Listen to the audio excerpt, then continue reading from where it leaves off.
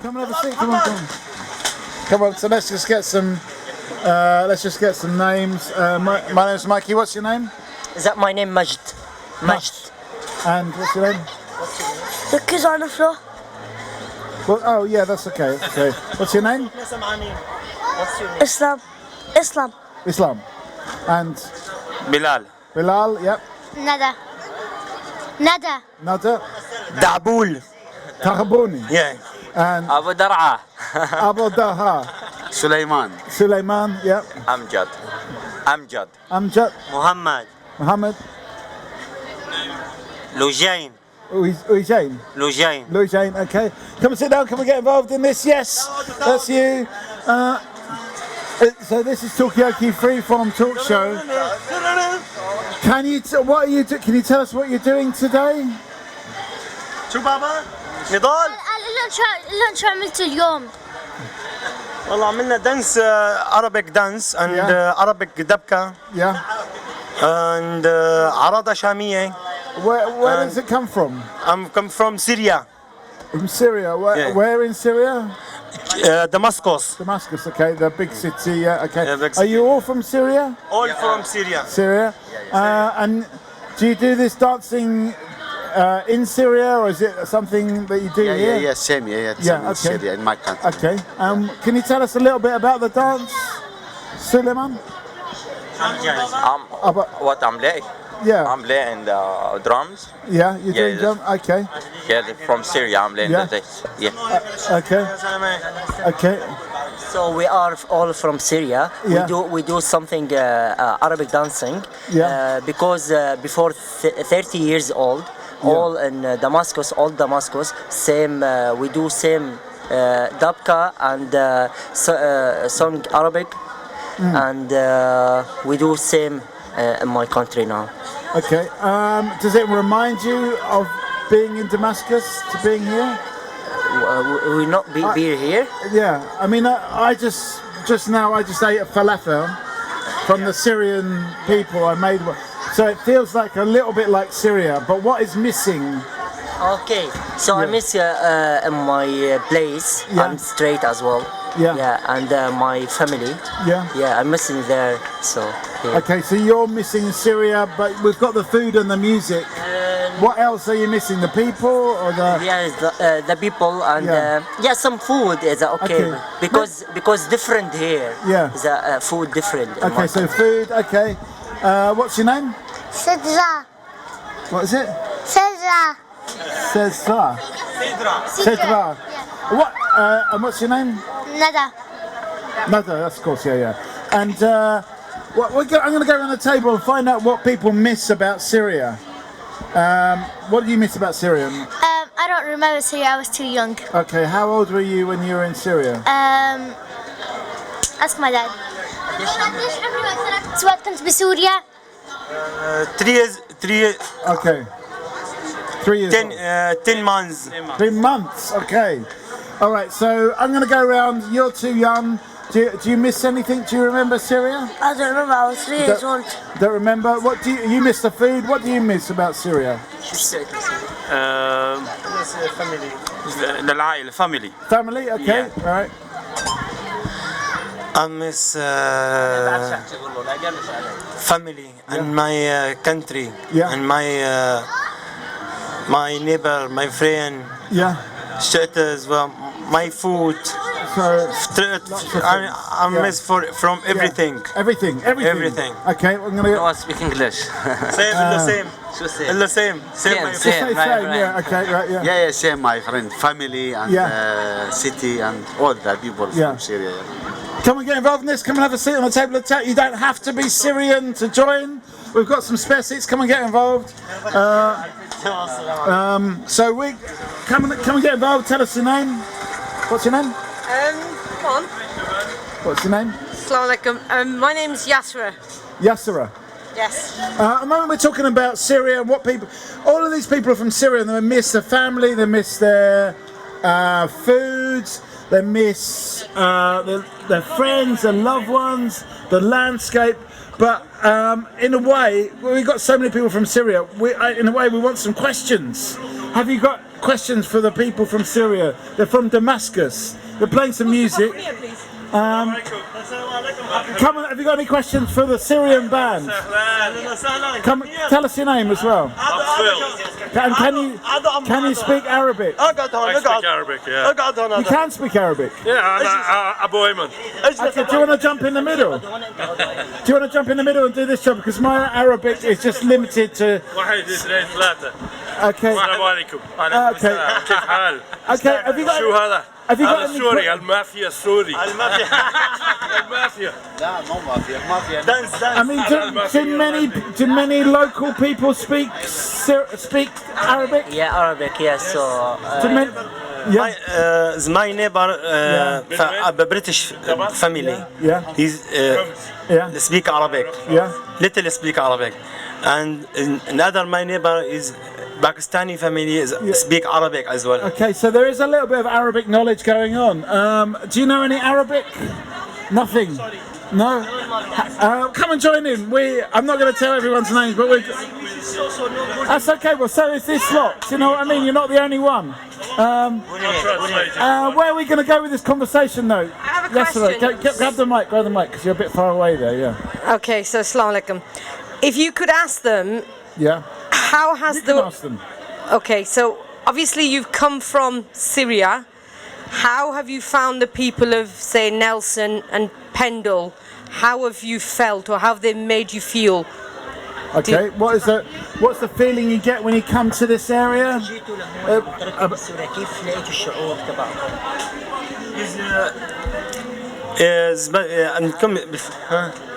Is very I'm not too much different. Yeah. Because he's very nice people, Nelson, and very good people. My neighbor is very good. Yeah. Many people he's help me. Before I'm not speak English, zero English. Now same my language very broken. So people kind of helpful. Have you got anything you want to add to this? I'm not sure, but I think it's not different because it's not hard contact with me with my neighbor because it's very good my neighbor, and any English guys is very good with. Okay. I mean, what do you think about doing like this, my job, but in Arabic, sitting in the middle of the table? Could somebody? This is from Pakistan, but they speak Arabic. Okay, you speak Arabic. Come and join in. Tell us your name. Give us a final thought before you go. I think She's that... from Syria. Okay. My final thought is that, and hopefully you'll understand, whatever the differences, because everybody's different, maybe different religion, different colour, different language that we speak, but we're all special, and it's important that whatever our differences are, we try to find the things that are common between us that brings us together as communities. Thank you. Can I ask you, what is that in your mind? I think it's just appreciating that we're all human, and we need to try and help each other because everybody can go through a difficult time. It could be me. I may have to go to Syria one day. So the fact that people have had to leave their homes. Sorry, this sounds like a political lecture here, but there is. But the fact that they've had to leave their jobs, their families, their homes. It could happen to anybody, and I think we need to appreciate what we've got and try and work together. Thank you. Thank you. Come and join. Yes. You want to say something? What's your name? Rayon. Rayon. Okay. What do you want to say? I like this place, and I worked over there and made something. I made a hat and I filled it with glitter, and the color was blue. Okay. Well, so is this the hat you're wearing now? Yeah. Okay, that's a great hat. So you're having fun. Okay. Yeah. How are you? How am I? I'm good. Yes, I'm enjoying. What I'm considering is, shall we get somebody? Does any of you want to do my job in the middle, and we can do a little Arabic session? Nada, do you want to come in the middle? Okay, we're gonna do. That's what we're gonna do. But to be in the middle, you can't have any opinions yourself. You've just got to ask questions. So the first thing you could ask is, what do people want to talk about? Are you okay? So what we're gonna do is we're gonna have Nada that's gonna go in the middle, I'm going to give you the microphone. Okay, hang on. Let me just disentangle this. Hang on. Let me just so you've got this one. Maybe you could once again start off just by getting everyone's name. Okay. And let me just Can I ask raise it them up a in bit. Arabic? Yeah, go in Arabic because and see if we can get any local Arabic speakers coming in and joining in Arabic. Alright. And then later on I'll run it through Google Translate. So just put that there and we'll give you this. There you go, you got your headset mic. Okay. Say something. Hello, hello. Hello, hello. Hang on, I'm just going to turn this up. Hang on. Yeah, so. Hello. Okay, right. Too high. Okay, so just pass the mic around, get everyone's name, and we'll go. شو اسمك? My name is Majd. What's your name? بلال. ما في ما فيها. مرحبا السلام عليكم. They were doing this in Arabic because عرفنا عن حضرتك. اوكي. مرحبا السلام عليكم عرفنا عن حضرتك. أنا اسمي مجد، أهلا وسهلا. مرحبا عرفنا على حضرتك. أنا اسمي بلال. اوكي. عرفنا على حضرتك. أنا اسمي فراس، أبوها لهي الشريرة اللي قاعدة قدامي. عرفنا. مؤيد. عرفنا على أنا حضرتك. سليمان. أمجد. Mikey.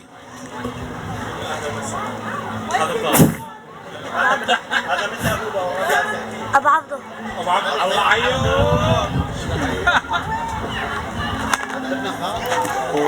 هذا لا هذا من أسامة. عن شو بدك تحكي؟ عن سوريا؟ أنا تركت عربي شوي. هلا أنا تركت سوريا من 2011 يعني أكثر من 10 سنين. طبعا بشتاق كثير لسوريا ولبلدي القديمة وخاصة الحارات القديمة كمان فيها. أنت شو اشتقت لسوريا؟ أنا اشتقت لبلدي سوريا، هي دمشق، هي عاصمة سوريا. ياسمين الشام. اشتقت لحاراتها الضيقة، اشتقت لأصدقائي، لعائلتي. الله يجمعنا فيهم بخير. يا الله. شكرا لك. أنت شو اشتقت لسوريا؟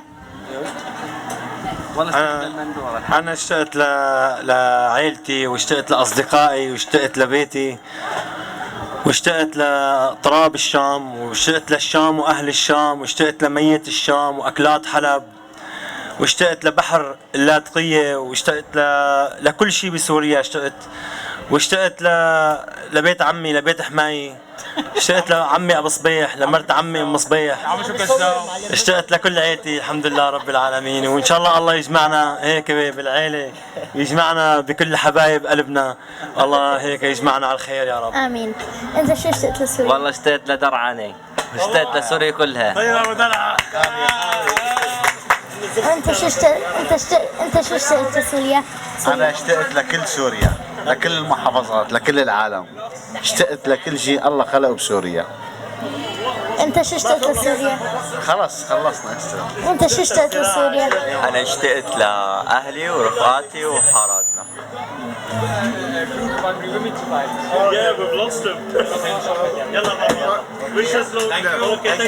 What do you miss about Syria?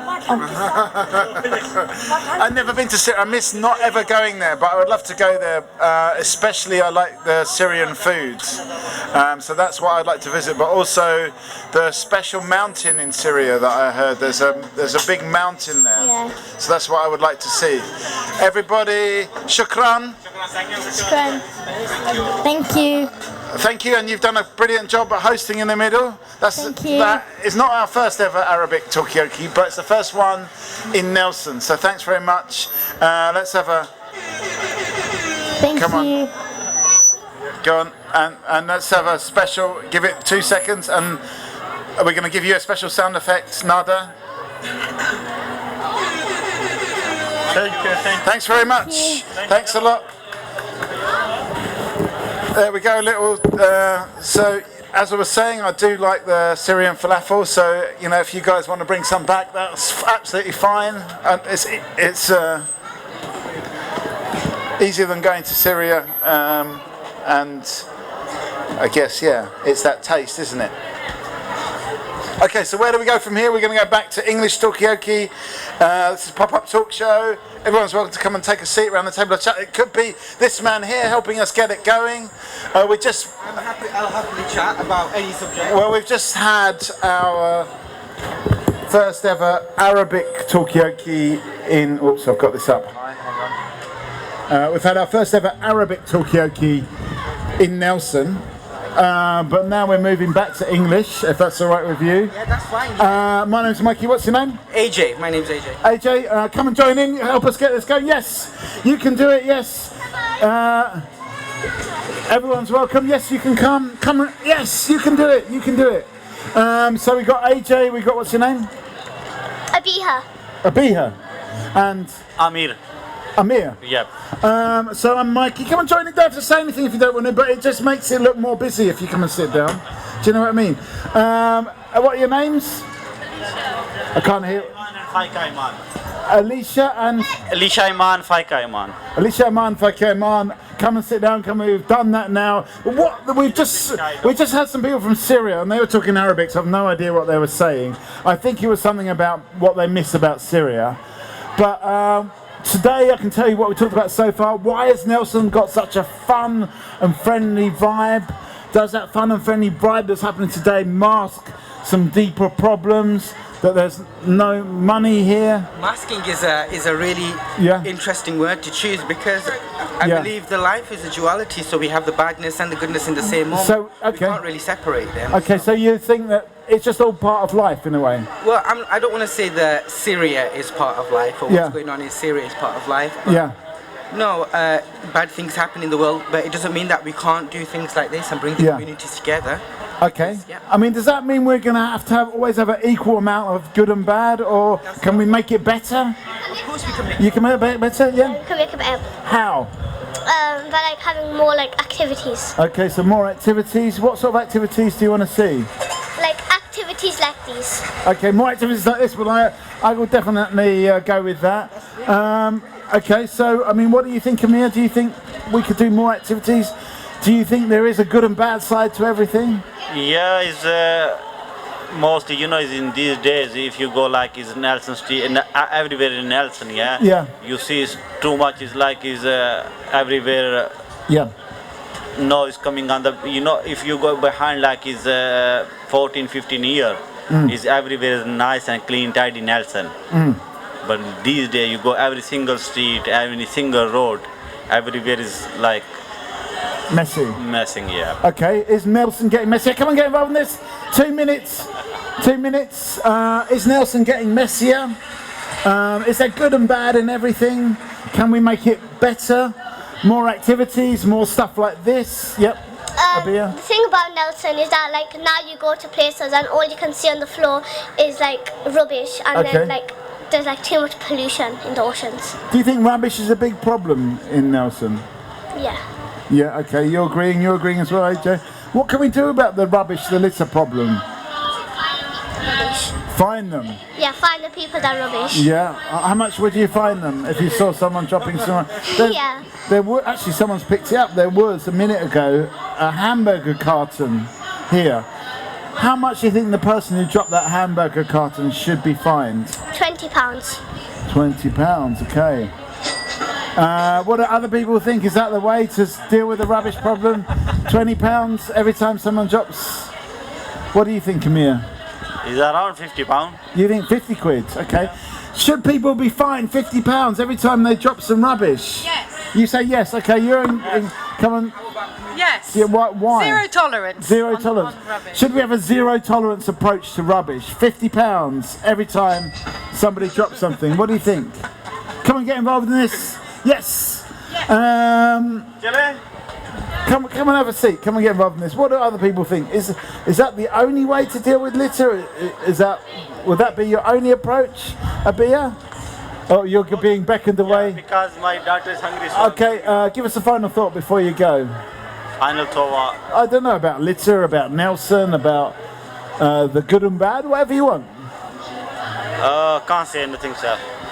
Do you think that's the only thing we could do about litter is fine people? Is there another approach? Okay, you're saying.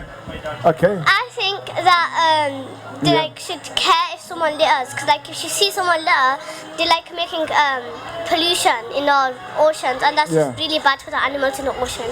Okay, so it's really bad. I think nobody really likes the litter, but should it just be down to the police, or could you, if you see someone litter, could you find them? Maybe that would work. I would say put people on community service. Put them on community service. Let them clean up a bit of litter themselves. So everyone caught littering, make them do a couple of hours of cleaning. Yeah.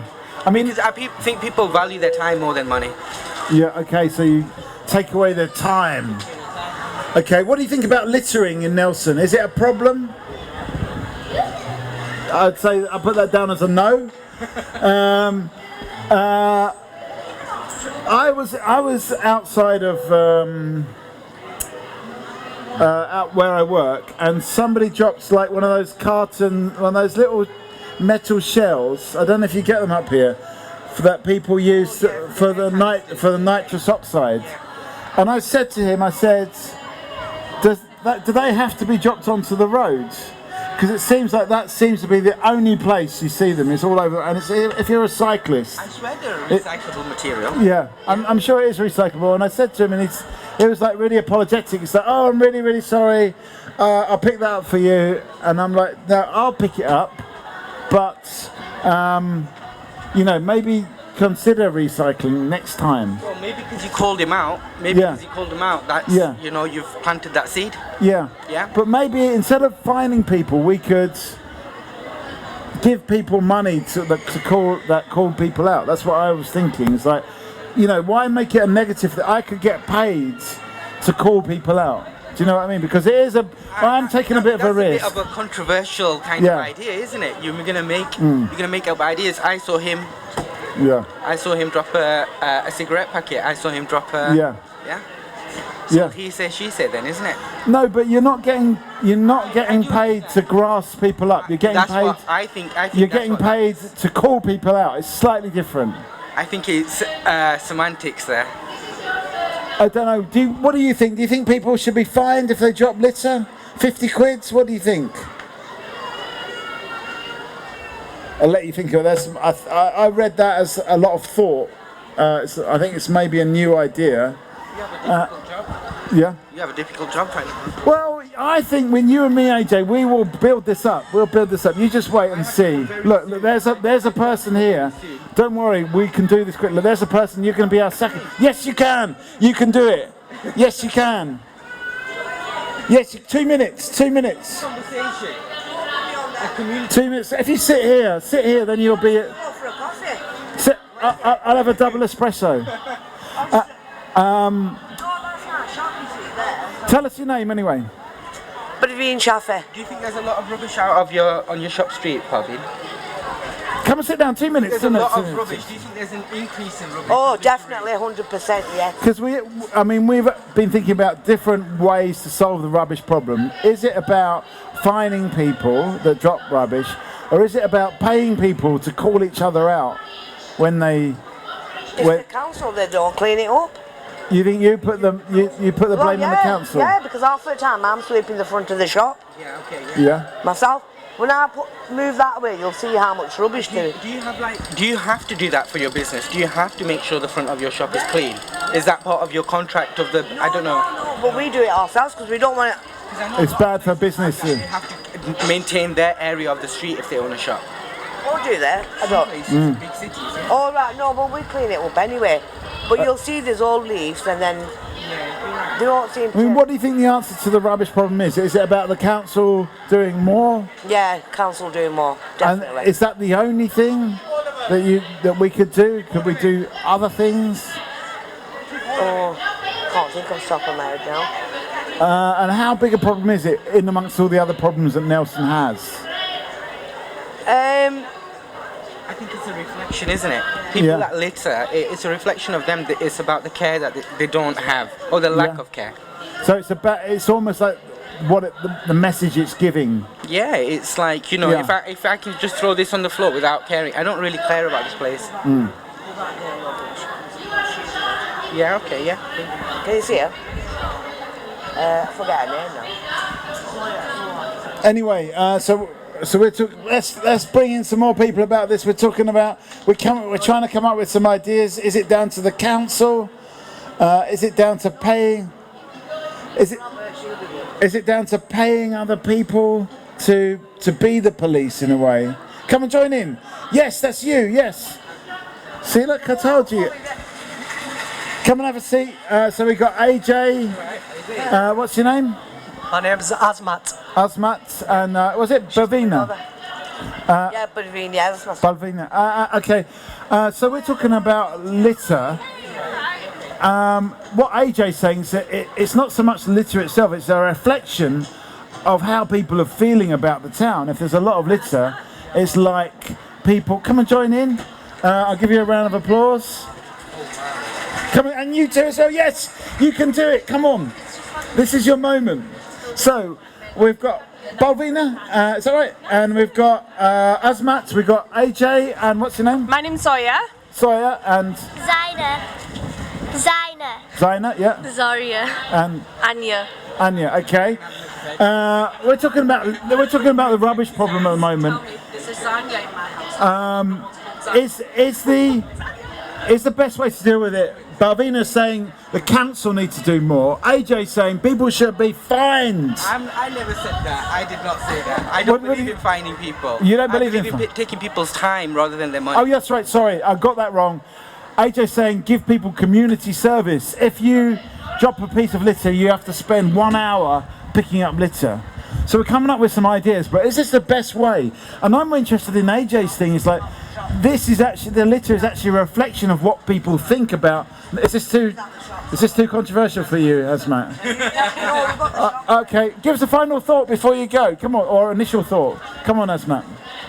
There should be more litter picking, like have a group of people. Have a crew. Huh? Would you be in the crew? A volunteer. Yeah, be a volunteer. Yeah, okay. A volunteer crew, that's an idea. Final thought. Connects, though. I'm going to say, let me get final thought from Balvina. That's good. Why not? Volunteering. Okay, you like the volunteer. Would you do it? Why shouldn't the council do it though? Okay. Because we pay them, don't we? Okay, so should it be volunteering or should it be done by the council? What do you think on this side? Any thoughts on it? Any thoughts? council. Get the council to do it? Would you pay more council tax to get more litter? Do you pay any council tax yourself? No. No, okay. Are you willing to let your mum pay more council tax to make this happen? No. No, okay. All right, that's interesting. What do you think? I think what AJ said was correct, that we need to spend Yeah, so you're agreeing with everybody basically. And what about you? Same. You agree with everybody? Is there something missing from this conversation though? I agree to a certain extent, but I think there's a level where it's the council's responsibility and there's a level where it's our responsibility. So I am the owner of these three girls sat around the table. You own them? I own them. Yeah. And we struggle, Mikey, we struggle to pick up our wrappers at home. Yeah. We struggle to put things in the bin. We Right. struggle to pick I'm dishing it all out here now. We struggle to pick our shoes up from the front door and move them to the shoe rack, which is like Right. literally a couple of minutes down the corridor. So, I mean, picking up something is a big issue. It's a big topic. And I think as parents, as people sort of local, we should have some sort of a baseline that we all work towards, getting our kids to, where they are sort of, caring towards themselves, caring towards their homes, caring towards their communities, and then that sort of ripple effects on, if that makes sense. Okay, so it starts at home. It If starts you had at a home. tidy home, maybe you'd have a tidier town. What do you think about that? If you had a tidier home, would you have a tidier town? Well, it's her house, so she should clean it. For you, how do you feel about the pressure being on you? I don't know. Okay. She doesn't do anything. Right. If my mom says that it's her house and she should be the one who's cleaning it, not us. Okay, so where does the responsibility lie? Is it about delegating some of these powers? It's absolutely about delegating, but it's about people on the other side who you're delegating to. It's about them receiving the delegation and acting upon the delegation as well. Okay. So what I find in my home is that people don't act upon the delegation, which then obviously causes trouble. Okay, right, so if you're going to delegate, people actually do it. Come and have a seat on the table of chat. At the moment we're talking about litter. Are you doing a gig? What's the name of your band? Blow Jangles. Okay, well, big up to you guys. Good luck with the gig. Where are we going to go with this conversation? Along here. So I'm going to go up with him. I'm just going to ask him. That's cool. Yeah. Okay, well, where are we going to go with this conversation? What do you want to talk about? What do you want to talk about? Is your Talkaoke? No, that's not how Talkaoke works. No, it's about what you want to talk about. We don't have to talk about. You brought up the subjects in the first place, I believe. I think it was. Yeah, I think it was. But I mean, is it? I don't know if it's really grabbing people. We maybe need to come up with a better subject. These girls don't seem to be that interested in either picking up litter or talking about picking up litter. So, what do you want to talk about? Anything? Any thoughts? What interests you? Not really. What are you excited about in life? Probably the future, because you never know what it could hold. It could be better with the litter stuff. So it does impinge on the future, because actually earlier on we were talking about, does Nelson have a future? And some people were saying, yeah, like this man over here. So maybe you could come back involved in this, because is it Anya? Yeah. Anya wants to talk about the future, and you want to talk about the future. What do you think about the future of Nelson? Is it a bright future? Or is it a dark future? I mean, it depends on how people. Yeah. It depends how people. Hang on, sorry. AJ, I want a final thought from you before you go. You can't just walk off like that. Anyway, but finish your point, Anya. I mean, it depends on the people who live in Nelson. Yeah. It depends if they want to do it or not. But so it depends on that kind of collective desire to change and improve. Yeah, it is. Okay, I mean that's a really good point. But the question is, do people have that collective desire to change and improve, Nelson? Do they have it? You said, was that a no? You saying no? No, because how long Nelson been around for? Ages, isn't it? It's not really off at Little Marsden. Yeah, exactly. But no one. It's just getting worse, and no one's changing anything. It's just stayed the same since. But what Anya's saying is that people need to have that collective will to. What do you think about the future of Nelson? Is it a bright future? I'm reading that as a no, to be honest. But what do you think about some of this conjecture? About whether Nelson's got a bright future? Yeah, and this I think it's a very good point from Anya, is that actually it's not just about my vision or your vision, but our collective view. Do we have a belief in Nelson? That it's belief that Nelson's, and what's your name again? Zoria. I knew it began with a Z. Zoria is saying no, people don't have this collective view that we can get together and do something. I think the world operates in a way now that people are much more individual than necessarily think collective. But I guess the pandemic showed that we can be collective, but then it's almost like that's been and gone now. It's like we are just getting back to normal, and our lives are very much as individuals. I feel like I'm always an optimist, and I work in this area, so I kind of feel like there is some exciting stuff coming up, and that we can. And I think today is a bit of a symbol of but I mean people down it all the time. Yet as soon as something's on, they just turn out just to enjoy it. Do you know what I mean? So it's kind of the will is here. I think it's just how it's channeled. So we've got a new face at the table. We're talking about the future of Nelson. Is it a bright future, or is it a dark future? What Anya's saying is it depends on the. It depends on the community if they want to do it or not. I mean, if we get more people involved with in situ and building bridges, I think Nelson could be a bright future and stuff. Okay. So, what do you think about this? I think I agree with that. Well said. Okay.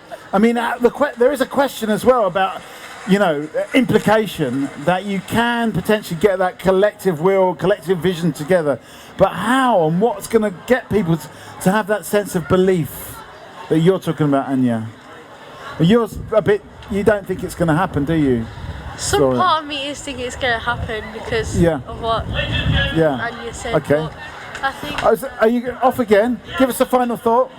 Final thought. We're here. Okay, we've got a sound effect for that now.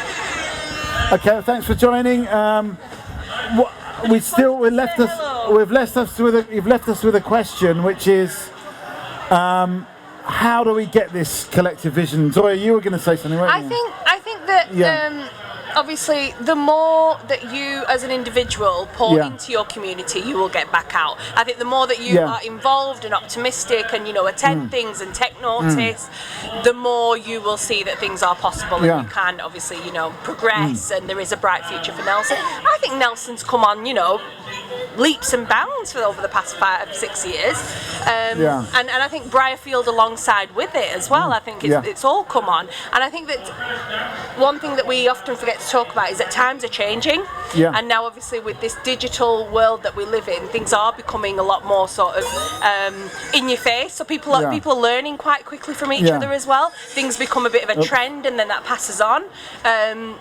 So I think slowly we are getting there collectively, and I think that what you've got to find is that, like everywhere, you have your optimistic people, and then you have what do we call them, negative Nancy's or whatever. Naysayers. And well, exactly, and they're absolutely everywhere. People like Zoria.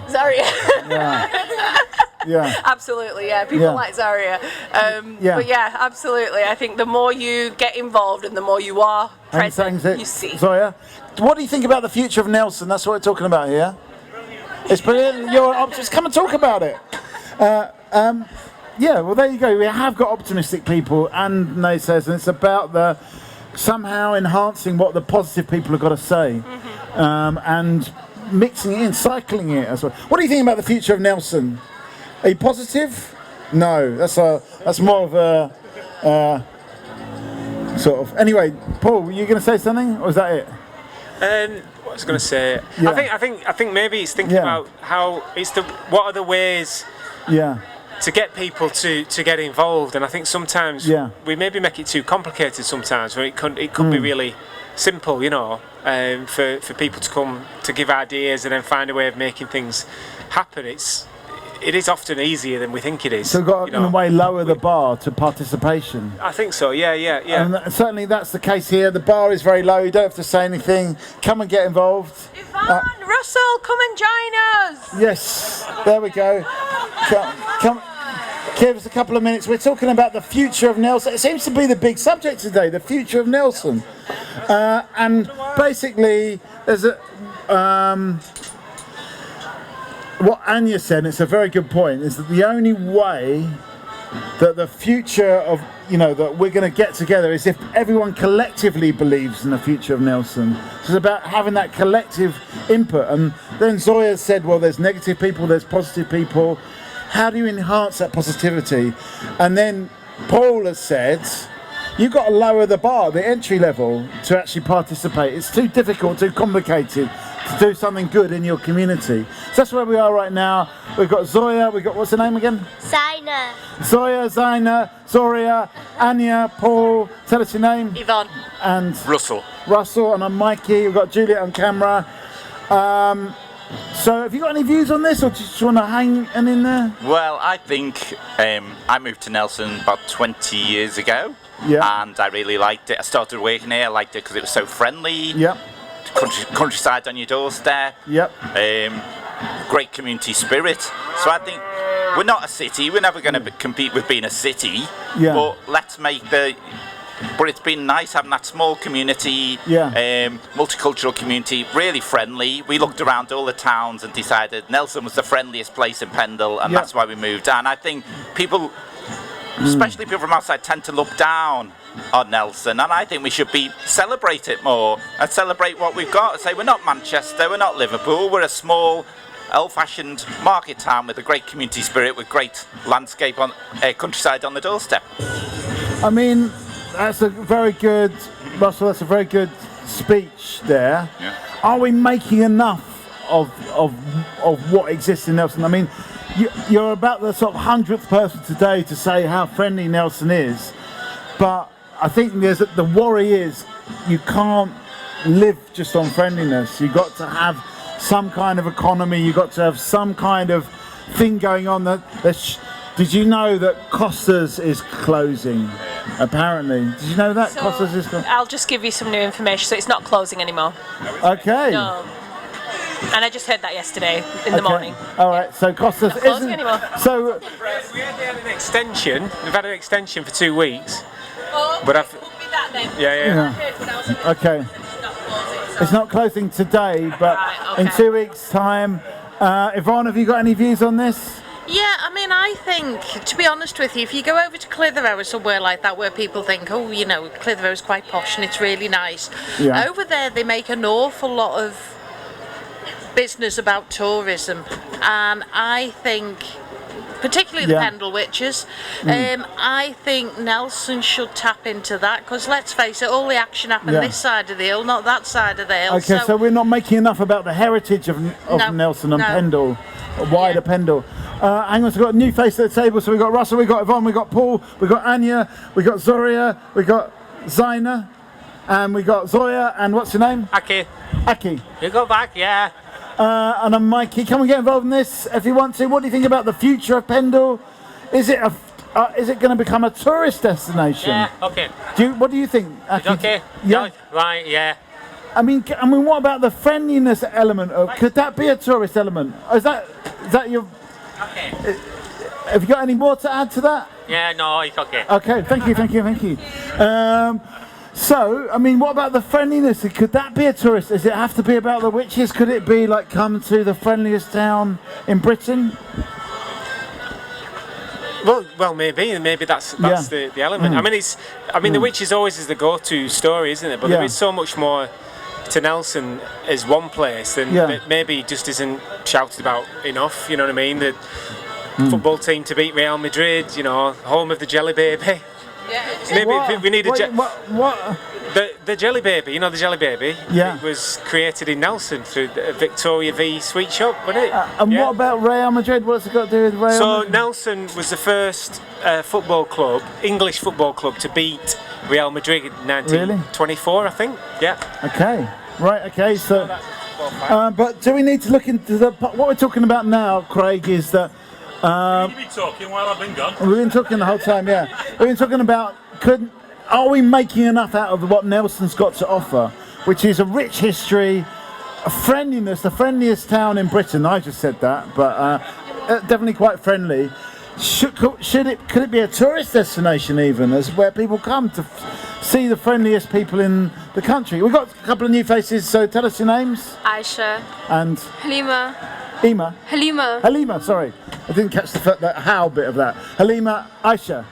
And we've got Zoya, we've got Zaina, we've got Zoria, we've got Anya, we've got Paul, we've got Yvonne, and we've got Russell and Mikey. And this person is going to go, yes, come and get involved in this. How do you feel about a bus full of German tourists coming down here, taking photos of all of us?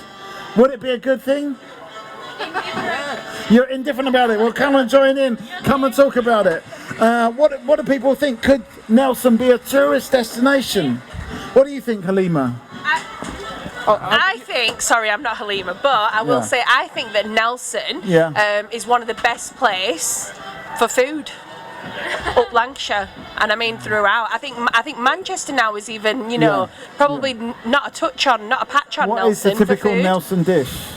Sorry? What's a typical Nelson dish? I think there's not a Nelson dish, right? But there is, there's a really good kebab place. It's called Gismet Kebab House, and they do one of the best kebabs around. Okay. And then obviously fast food's quite a thing in Nelson as well. Yeah, we heard about that earlier on. And then obviously it just keeps getting better. I mean, money-wise, it works out quite well. I mean, it's not good for your health, but I mean, it's not good for your health, but in terms of food and a location for food, I think we've probably got the best place in the whole of Pendle, I can say confidently. Okay. So just to pick up on that food, a few years ago I was working with a guy from New York who came over and lived in Nelson for a few weeks, and he used to go up Manchester Road, get the curries, and said it was better than any curry you could get in New York. So that's something. Also, we should put it on poster, but also there is tourists. A few years ago, Yvonne's friend in Glasgow, came on a Pendle Witches tour to coach. They went to Bolton, Bury, Accrington, and didn't stop anywhere in Pendle or Nelson at all. And so we're missing a trick there. So it's not just about the witch, but say you've got like Selena Cooper who who was one of the leading lights of the suffragist movement for women's rights and suffragists. Yeah, suffragists. So that's a peaceful suffragette. So didn't bomb any letterboxes, but still had the same aims of rights for women and workers' rights and votes for women. I've got the gist of that. Yeah. Okay, so. But is it all about the past, the tourism? Because tourism isn't just about history, is it? I mean, I don't know if do you do history at school? Yeah. Is it your favourite subject? Yeah. It is your favourite. Okay, well there you go. But I mean, Craig, have you got any views on this? Could Nelson become a tourist destination? Well, I think it is with Pendle Hill. Yeah. It brings people in. People come from all over the world to But the Pendle bus doesn't stop in Nelson. Why not? Well, Nelson's it's a difficult one. It's a bit run down. It needs a bit of uplift. It needs people to come together and uplift it and bring it back to what it. When the cotton was here, it was a big place to come to. Yeah. Obviously, things move on and people move on, and you've got different cultures now. And if all those cultures come together and do their thing, like I've just been to Pavilion down at Victoria Park. Fantastic food, as this girl was saying. Yeah. Shakshuka and all manner of things that I've not had before, from a Morocco dish, I believe.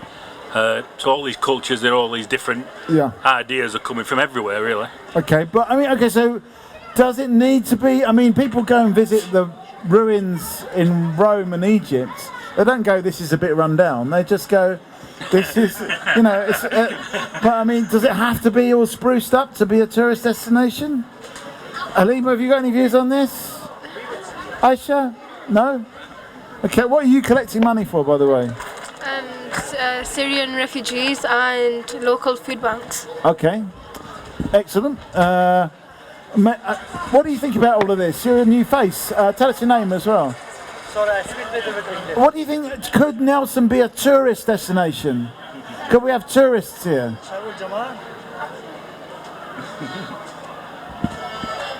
Sorry, I speak a little bit English. Wait, what language do you speak? Arabic. We had a whole Arabic talkaoke that you missed. We had an Arabic girl in the middle, but you missed that. Sorry. Anyway, but stay involved. We're talking about tourism in Nelson. We're talking about go on.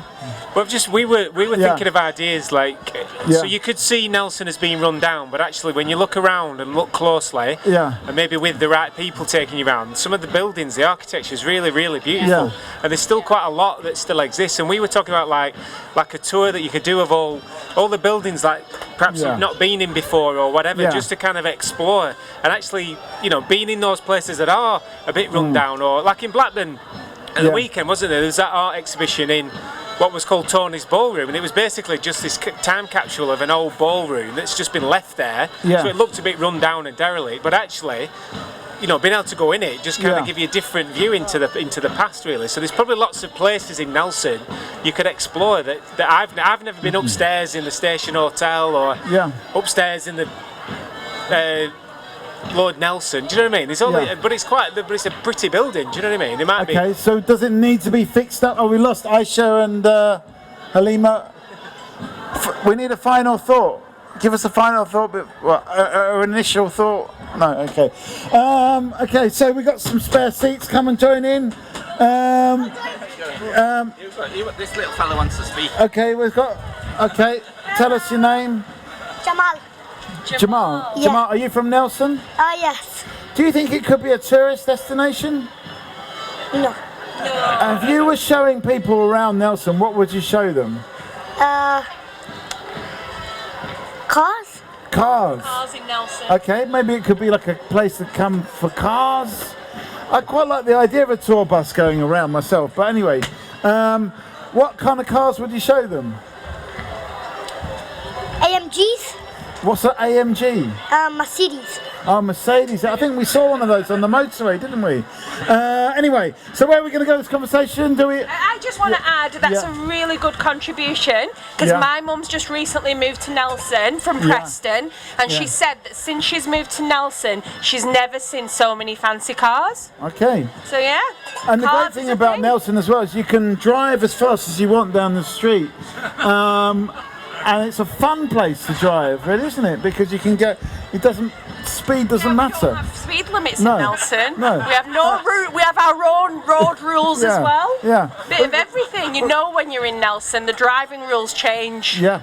Okay. Yeah. I found out the other day that Cone Bid are going to do the Red Bull soapbox. They're going to do a soapbox next year. Right. Okay. Yeah, can you explain what that is? So it's kind of like a soapbox is like what would be like an old go-kart where you used to make them with put your pram wheels on and all that, and you have a route that goes down a gentle hill. It's like downhill, but obviously you don't have an engine or anything. You have to have brakes on there. Yeah. But they're going to do it because Cone's on a hill. They're going to set up so everyone can build their own and get sponsors and all that, and then you run. They go down these tracks, and I thought that's a great idea. It's a different way of maybe looking at cars. Yeah, so all you need is a bit of imagination. You could have a go-kart race here. Would you join a go-kart race? Sure. Would you make your own car? Yeah. You would. And would you go down the hill on it? No. No. Okay. You would get a friend. Would you get a friend to do it? Yeah. Okay, so you're more the maker. Send someone else down the hill. I get the point. But I think it just goes to show, in a way, that when it comes to tourism, when it comes to visiting, it's about imagination. It's about, as you said, somebody in Berries decided to do a Pendle Witch tour. So it's just about imagination, really, isn't it? It's about, maybe we could use our imagination right now and work out what are some of the more imaginative things we could have, for Nelson, in terms of like what you can have. Have you got any thoughts on this side? What would you imagine if you could have anything at all?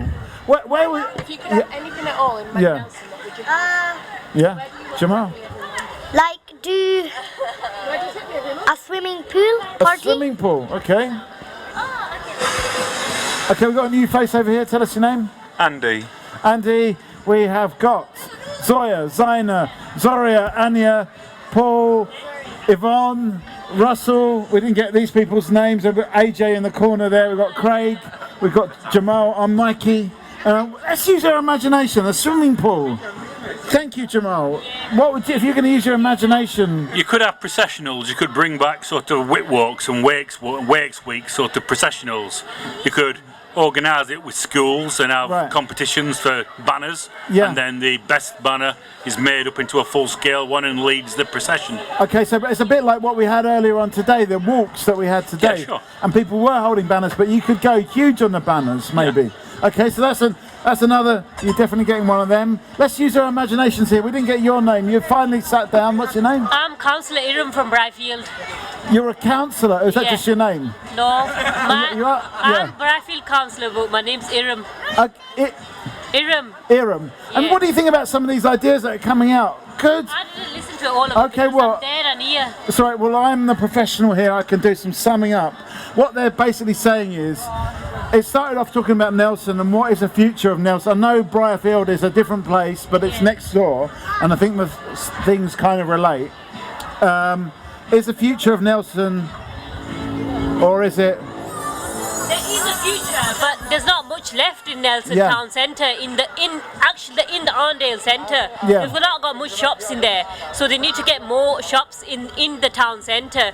They've got like a bazaar and stuff, but the Arndale Centre needs more shops in there now because everything's what there was like say 15 years ago in there. There's not much left in there. That's what people have been saying. So but they need to get more shops into the Arndale Centre. But what people are talking about now.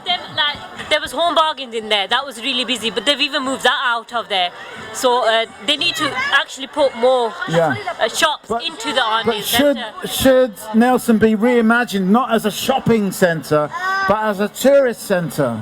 Tourist centre, yeah, why not? And then what would be the tourist? Would it be cars that we would do? Would it be the heritage of the unions? Would it be the heritage of road racing around the streets? Would it be the witches? Would it be everything? Would it be the food? I think Zoya was saying the food. Definitely. You know what could get like a busload of Japanese tourists clicking their cameras around Nelson? What would it actually be? Well, I'm just thinking about the food thing really, so maybe the Arndale could just become this huge like food court. Could it be a food from court? all over the court? Hold the mic. from food from all over the world, but then also, as well as when you go there, there's kind of entertainment, there's like maybe music going on from a particular food source or wherever, Yeah, go on. Food courts into the Arndale Centre, and they change the timing of the closing time of the Arndale Centre. I think that there'll be more potential into Nelson. Okay, so you need to change the opening hours. People are very much, Jamal? I'll be here in 2-3 minutes. Okay, well, well, I don't know if we can guarantee that because somebody might want to come and speak. I think, as Paul and Iram have said, lots of towns have started using old market halls for food courts, and it's become really popular where you can get a variety of food. You have bench tables in the middle, so different people can get different meals from different stalls, and that could be a big draw because there's no restaurant in the town centre. People don't really know where to eat and stuff. Especially if you're local, you know where to eat. If you're coming from outside there, you wouldn't know. You'd have to wander around the streets to find. And there's not really an obvious place, destination, restaurant or cafe to go in the town centre. People like choice now as well, don't they? It's like sometimes you don't want to just go to a restaurant because it's doing fish and chips or curry or whatever. These food courts, it's like you've got a choice, so you can be with all your friends, but every one of you can have a completely different dish. Now, there's no reason why something like that couldn't happen here, even though you might get it in the city. You could have paneer as well. You could have, here, paneer. Is that what you were saying? No, Neil. Anyway, so where are we going to go with this conversation?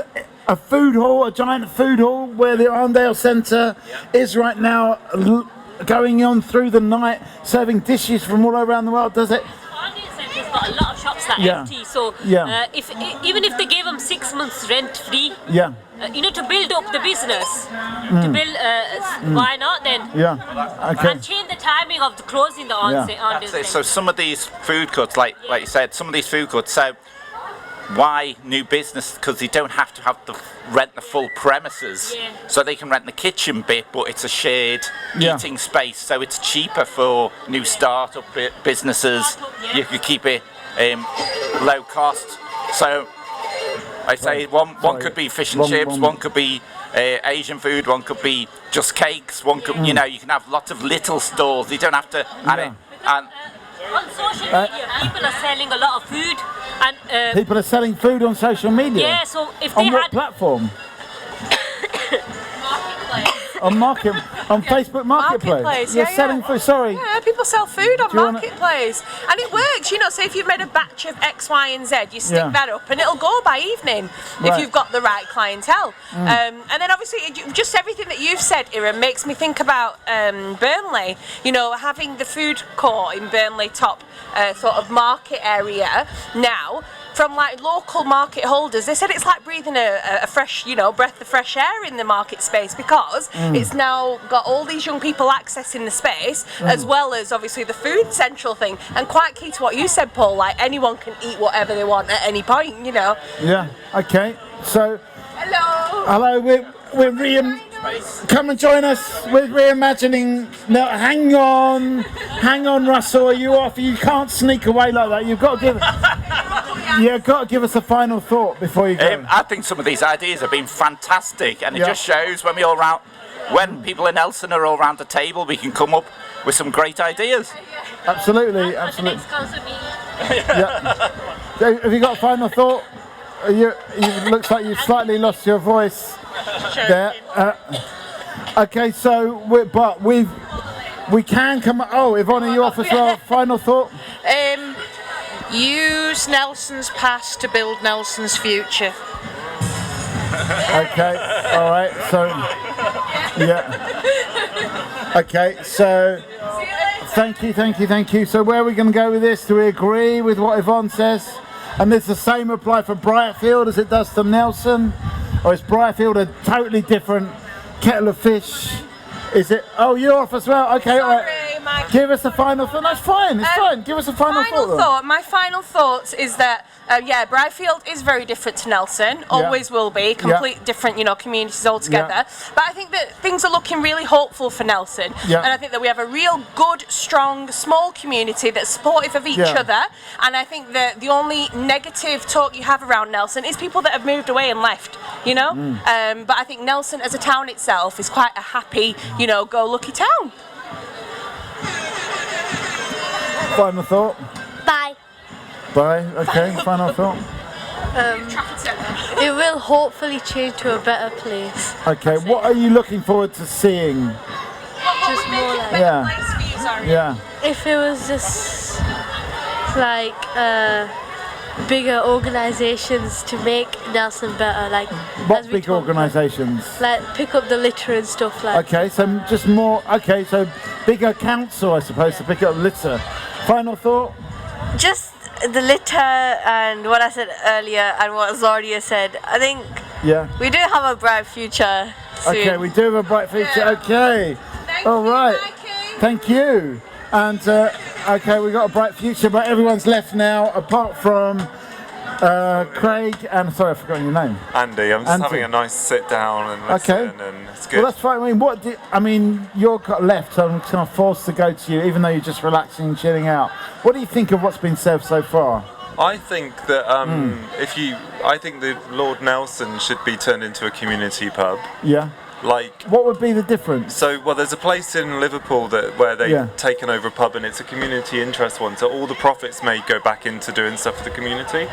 And like the Golden Lion in Togmorden, where you bring in, so you can host events. You have a community space. You just, I think like that kind of pub would be good. So a more kind of community-minded pub. Yeah, and it would be for people that drink, for people that don't drink. It would be, I mean, would people that don't drink ever come into the Lord Nelson? Yeah, if you made it into a community pub where there's things that happen. Okay. Yeah, I think so. I don't know. Because you'd make sure that if it was a community pub that it had decent coffee, it had decent other things. Okay, so if it's got some of those other things, Craig, what do you think about that idea? I think pubs have changed, especially in Nelson. I think with the Asians coming into the area, they don't drink, of course. Yeah. And so there's a lot of pubs been turned back into houses. Lord Nelson, it has a reputation. Yeah. You'd have to lift that and do something about it. Do you think turning it into a community pub would help? Pub, it doesn't have to be that one. But how would you do it? I mean, you've got to take it over. So you have to take it over. Or could you just get one of these empty buildings and just start up a... Well, there's an old pub on Cheetham Hill Road. Yeah. Just opposite, near Strangeways in Manchester. Yeah. And it was just like the Lord Nelson, basically, the same thing. Had a bit of a reputation. This New Zealand guy took it over 3 years ago with his partner. Yeah. And he's turned it into this kind of event community pub that's very vibrant. It has a lot of nights on. But he still serves the local community that used to go in. He says they are welcome to come in, and actually they like the fact the space is better now. Right. He doesn't tolerate any... So it's a win-win. He's got good security, is he? No, someone did come in and tell him that they didn't want pubs like that round there and tried to hit him with a snooker cue. He just said they're not allowed in anymore. Right. But everyone else knows they are allowed in still, as long as they're not going to act like that. Okay. I just think, that's a good point. More community stuff. Yeah. John. I mean, we're interested in trying to, because the Lord Nelson's a huge building, so even if it's like starting in other parts, there's a big upstairs room that might just be like a gem there waiting to be explored in terms of just like trying things out and putting stuff on. Named after the pub. What do you mean? Pub Nelson's named after that pub. What? I didn't know that. Yeah. Well, it used to be Little Marsden, and then when they created the town centre, they named it after the pub. So the town. The original pub was called the Lord Nelson after the Battle of Trafalgar, and then the town grew up around it, and it was called Nelson because of that pub. Prior to that, it was called Little and Great Marsden. Wow, I had no idea about that. Come and get involved in this. Did you know that, Sean? Did you know that Nelson's named after the pub? Yeah. Did you know that? You didn't know that? I don't drink. Yeah. but that's not the question. That's not the question. Did you know that the town of Nelson is named after the pub Lord Nelson? I didn't know that either. Anyway, come and join in. I'm not busy. What's that? You're busy right now. What are you up to? What are you doing? Looking for a ref. Okay. All right. So where are we going to go with this conversation? Is it time for like a little natural break? Yeah. I feel like you're just relaxing, but let's just get some final thoughts here. I'm still blown away by a town being named after a pub. I know. I think all towns should be named after their biggest pub. In which case, me and you, Juliet, would live in Baxter's Court. No. Yeah, or the Cock. I mean, you could probably call Hackney the Cock, couldn't you? Or Cocktown, couldn't you? Not suggestive at all. No, yeah, that would be, yeah, okay. People already do call it Cocktown. Yeah, and people already do, yes, so there we go, it's happening. And how do you feel about coming from Red Lion Village? The Red Lion? Yeah. Could you rename Earby Red Lion? Well, it feels like that's what it's called in my head because I spend more time there. Okay, so it does work. So maybe we need to sort of take the lead from Nelson. I think that's a bigger part of history than some witches, isn't it? Naming a town after a pub. I never knew that. Anyway, come and get involved in this. We are winding down, but we'd like to hear what you've got to say. We've got Craig, we've got Andy, we've got Paul, I'm Mikey. You come and sit down. 2 minutes. Which news is that? We are the people speak. This is Nelson News. Did you know that Nelson was named after a pub? The town of Nelson. Did you know that? There we go. That's us. What's your name? My name is Mo. What's it? Mo? Yeah. Mo, we got Craig, we got Andy, we got Paul and Mikey. We are just sort of winding this down. But I don't know what questions we could hit you with. What do you think we should hit Mo with as a question? How do you bring the town back and bring the community together? Yeah. You've got people doing this, for instance, and you've got all this today. What else could people do? I mean, that's the thing. A lot of people have been talking about turning this place into a tourist place, or having a food hall, or having a community pub. What do you think would just get a sort of more of a community spirit in the town? Thank you so much for asking me that question. I think if you want a lot of tourism to come here, the town has to be like multiculturalism, like a lot of identity should be found here. At the same time, you don't find in Nelson a lot of restaurants which give different foods, like different let's say like Italian restaurants, like we don't see around here. So that's the major problem, and I think Nelson in general is a very good city, very beautiful city. It has a lot of mountains.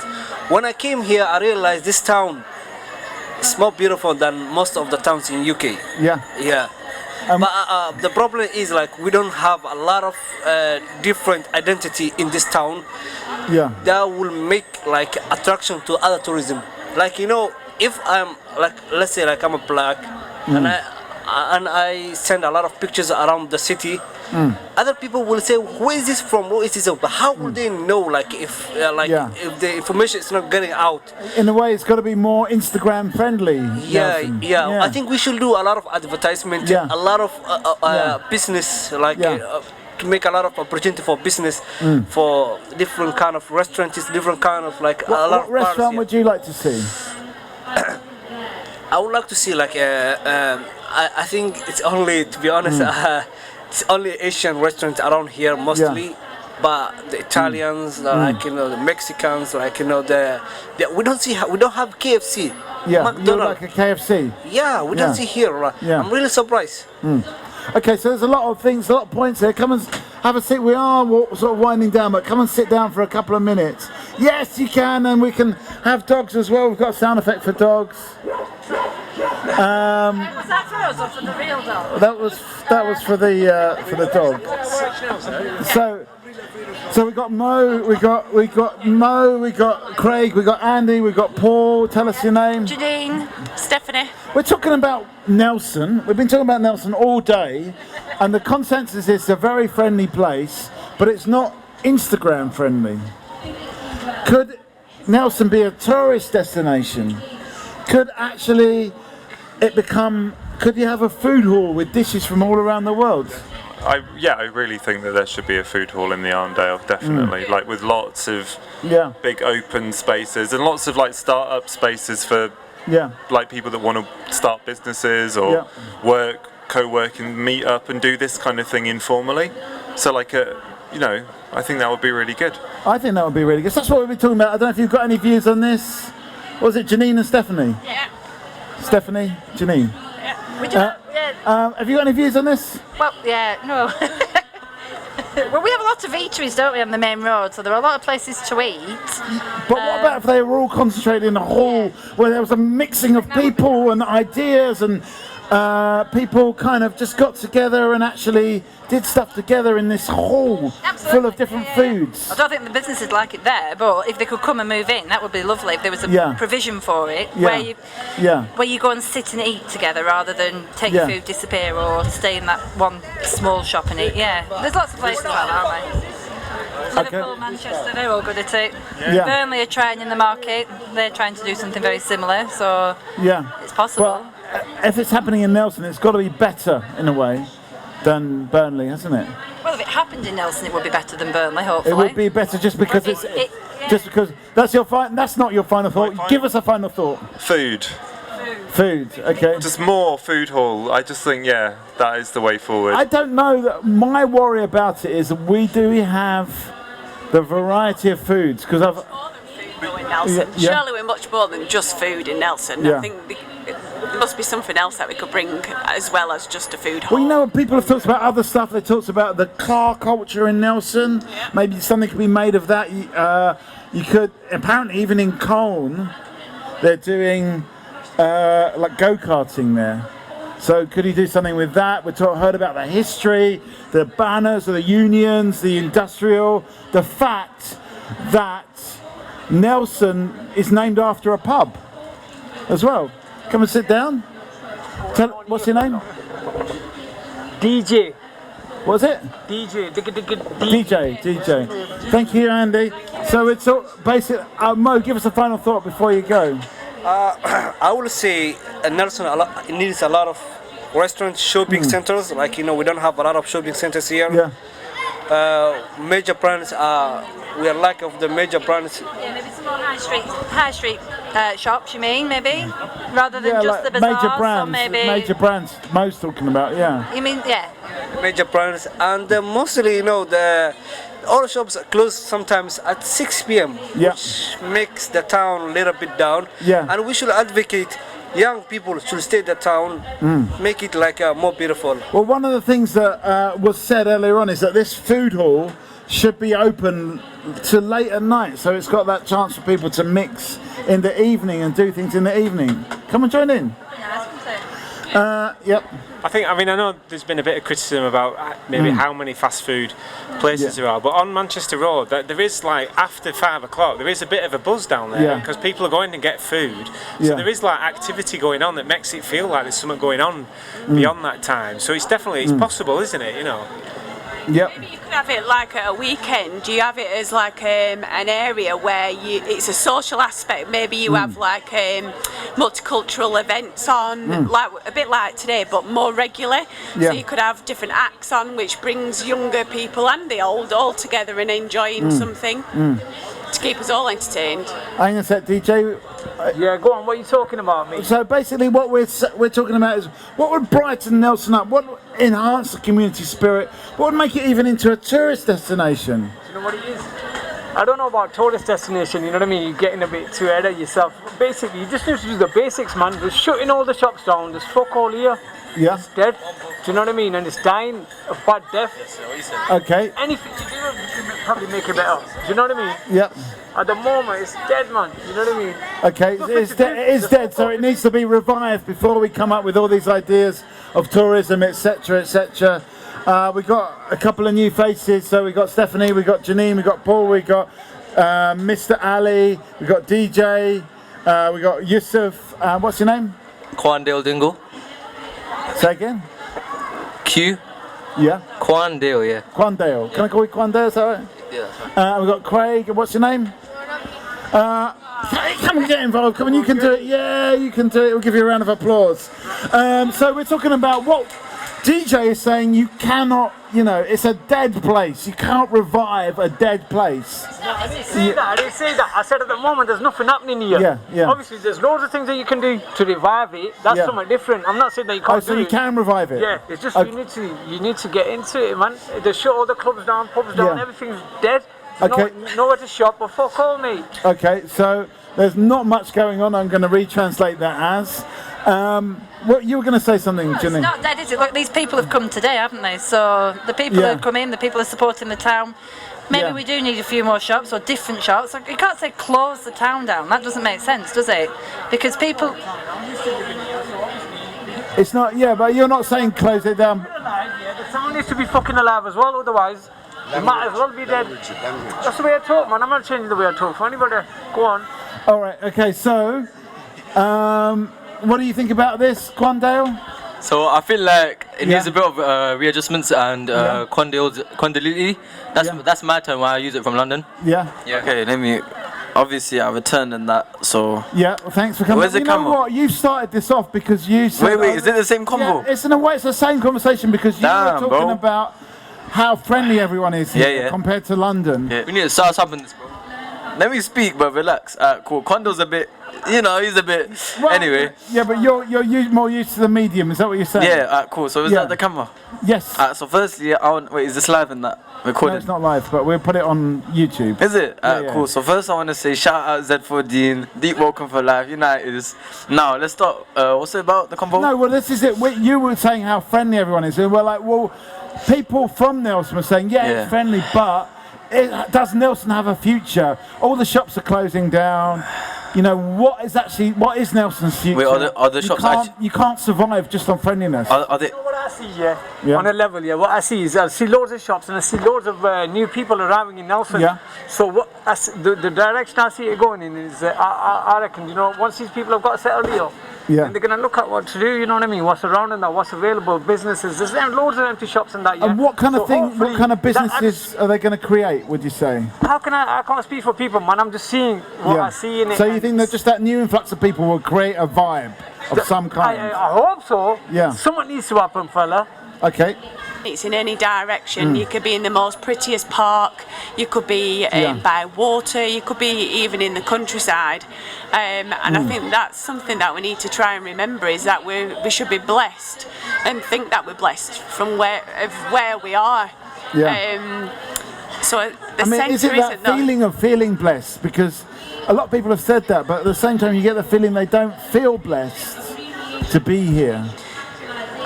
I think we're so busy and everybody wants an instant thing now. I think sometimes we need to learn to take a step back and just think that things take time. And why do we need it so instant? Since lockdown, I'd say that I'm more reserved, taking a step back. I'm not really wanting the hustle and bustle of everything. And I think the centre's got a lot going for it, but it's, if you look, everything's quite the same, everything's similar, so all the shops are very similar, and I feel like they must be competing against each other. So it's just variety, I think, that we need. So more variety, more slower time. JJ, I'm just going to come to Craig, because you wanted to say something there, did you? Or not? No? Okay. DJ? No, I agree with that, absolutely. Like I said before, anything you bring into this town is going to be a plus. You know what I mean? Because everything's just shutting down. There's nothing new coming, and whatever's coming is just like copied of something else. What do you think about this idea of a food hall, where you change the Arndale Centre and make it like a place with lots of food outlets where people eat together? They can have different foods. Fair dues. But there's too many places in Nelson where you can go and actually go and eat. I think there needs to be like other things, like other venues, other places that you can go to, leisure activities. I don't know. Do you know what I mean? Come and sit down. Come and get involved in this. Everything that they've shut down from. We're sort of talking. Hang on a sec. We're talking about Nelson. One of the things, because we got Yusuf from London, and he's basically said this is like the friendliest place compared to London, where everyone's out for themselves. This is almost like a communist state here. He's saying. Yeah, well, exactly. But it's got a different perspective.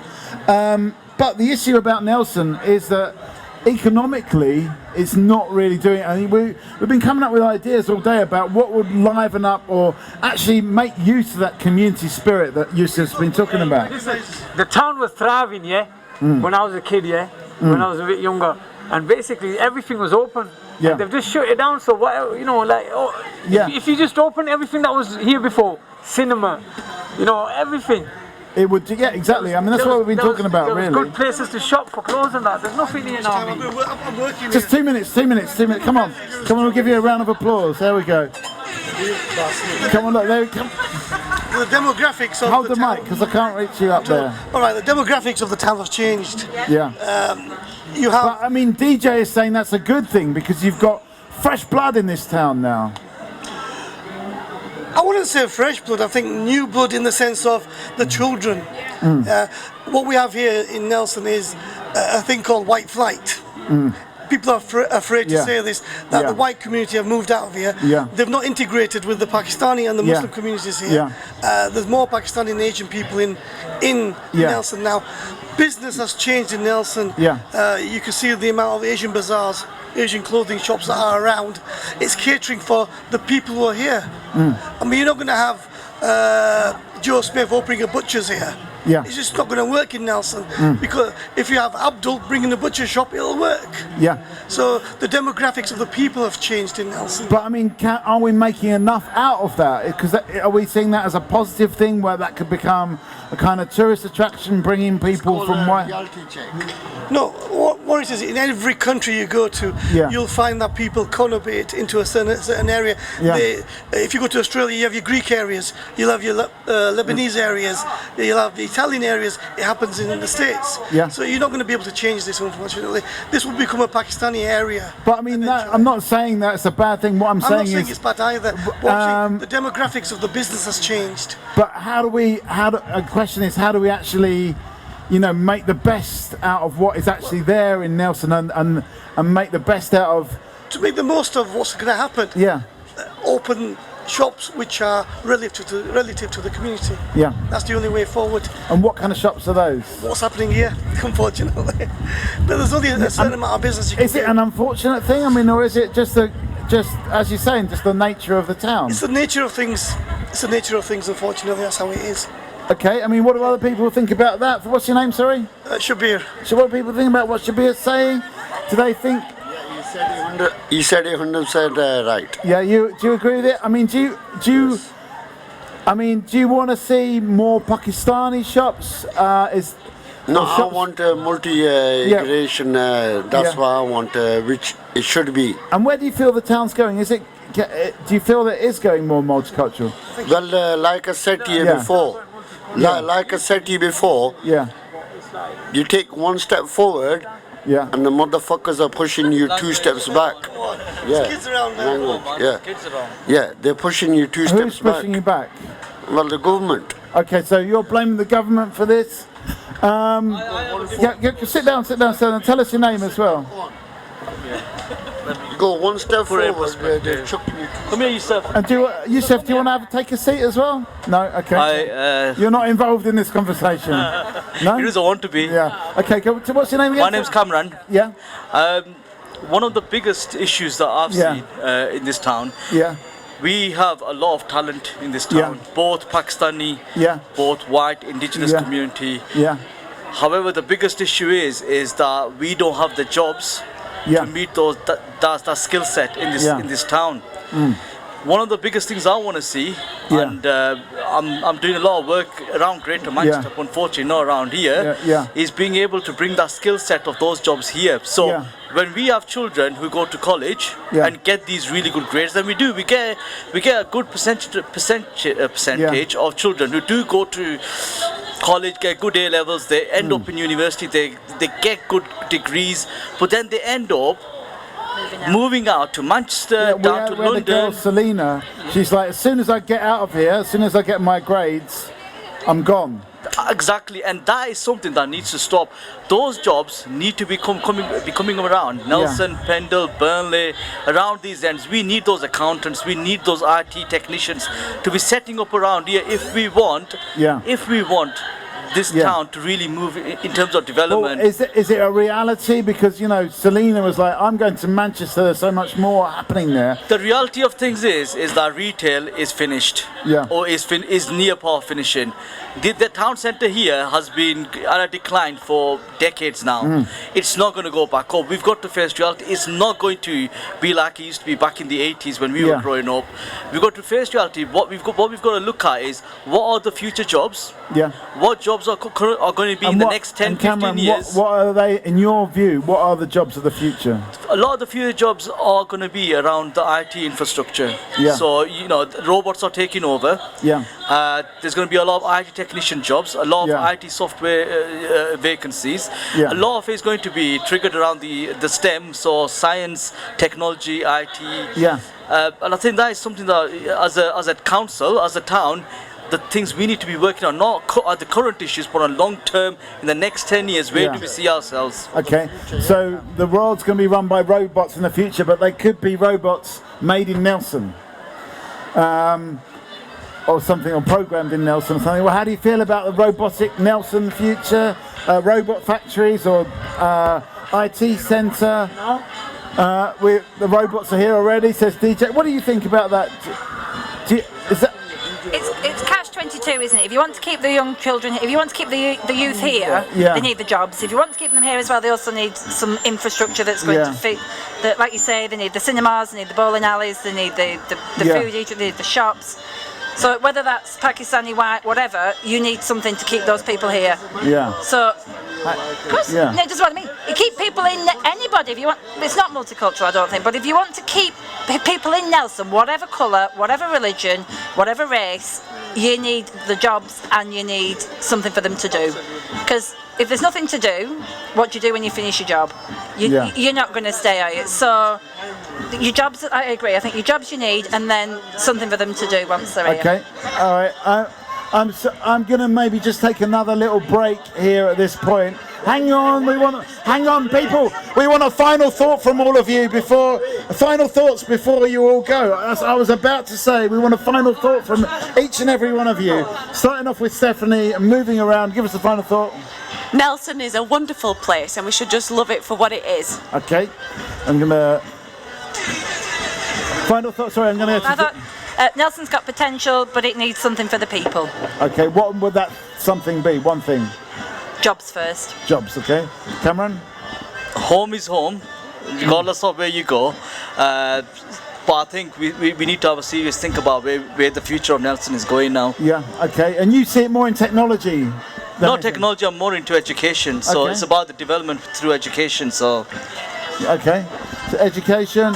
I say live to fight another day. Okay, live to fight. DJ, final thought? Yeah, like I said before, you know, Nelson's got opportunities. Hopefully, you know what I mean, people are going to let people know that they should do what's available, what shops are available, you know what I mean, and all that. And just hopefully, you know what I mean, there's more to do in Nelson in the future. Okay, you know what I mean? so we've got to big up Nelson, give people opportunities. Yeah. So, I've got two things to say. Yeah. So number one, I like his hat. No, not your hat, but your mask. Where'd you get that from? Did you make it? Did you make it? Your mask. No. Yeah, I want some. I want that. It looks sick. Well, there is a hat and mask making workshop down there. You could get involved in. And number two, obviously. Yeah. Zayn United is man's local now, innit? Man's active. You get me? You're at home sitting. I'm doing stuff. You gotta move up. All right. Okay. Well, hang on a second. I just got to spin around because I'm getting tangled. Okay. So basically, back in Ilford, we'd use this term to describe towns like this. So basically, this town is basically is really like everyone's like interactive and close to each other. Yeah. A bit too much. Yeah. So back in Ilford, we call this Batty. Called it what? Batty. Batty. Yeah. I know, it sounds a bit weird, but is that a term we'd use in Ilford? And basically, I just want to give one shout out to my friend Ithar. Yeah. Yeah, he's basically a really nice guy. Friend from Ilford. Yeah, it's from Ilford. I'm leaving it now, which is really sad, but kind of like it as well, you know. Yeah. I don't mind Nelson. It's really bad. It's a really batty town. That's the last I say. Ilford for life. Ilford for life. Yeah. But Nelson, the battiest town in the world for life. Okay. I spit it. Okay, well, we're going to have to get on the dictionary and find out. I hope that's not the same as like the Caribbean version of what batty means. But anyway, final thought, Craig? Well, I think Nelson's all right. This day's great. Yeah. There's been Paul and In Situ has been involved with bringing digital back and ideas around digital and filmmaking. Yeah. And there's a lot to go along with and a lot to get on with, really. So it's just happening. Well, let's just do it and enjoy it. And we'll be back. Thank you to Juliet on camera. We'll leave it there for now. All right, so this is Talkaoke Pop Talk Show. My name's Mikey. Let's get some names around the table. We'll do a little sound check at the same time. What's your name? Daniel. What's it? Daniel. Zanya. Yeah, Daniel. Abdullah. Abdullah and Craig. And Nasir. Nasir. And do you want to come and get involved? I think that's a no. The whole point of Talkaoke is up to you to decide what you want to talk about. Could be anything you want. Any thoughts, ideas, suggestions? What do you want to talk about, Abdullah? Football. Football? What do you want to say about football? It's my life. Is it football's your life? Have you got a team that you support? Manchester United. Manchester United. Oh, I thought you were saying West Ham United. Manchester United. Yeah. Okay. And are you into football? Not that much. Not that much. What are you into? Marvel. Marvel. Okay, come and get involved in this. It's Talkaoke Pop Talk Show. We're just starting up. We don't have a subject yet. It could be football. It's Liverpool if it's football. It's Liverpool. Okay, come and sit down. Come and get involved in this. Let me sit down below. 1 minute. You can do it. You can do it. You can. Freedom. Freedom. I said I can't be said freedom. Nasir, are you into football? Yeah, Liverpool. Liverpool. Okay, there you go. Come and sit down. Craig, have you got any? Not really. I like the business side of it rather than The business side. What is the business side? Well, it's effectively a modern slave trade, isn't it? Selling flesh. Okay, selling. Is it like is selling players like a modern slave trade? And if so, is it not a little expensive? What do you think about the idea of buying and selling people? It's not too good. Not too good. Okay. Do you think the players should play for the teams for free?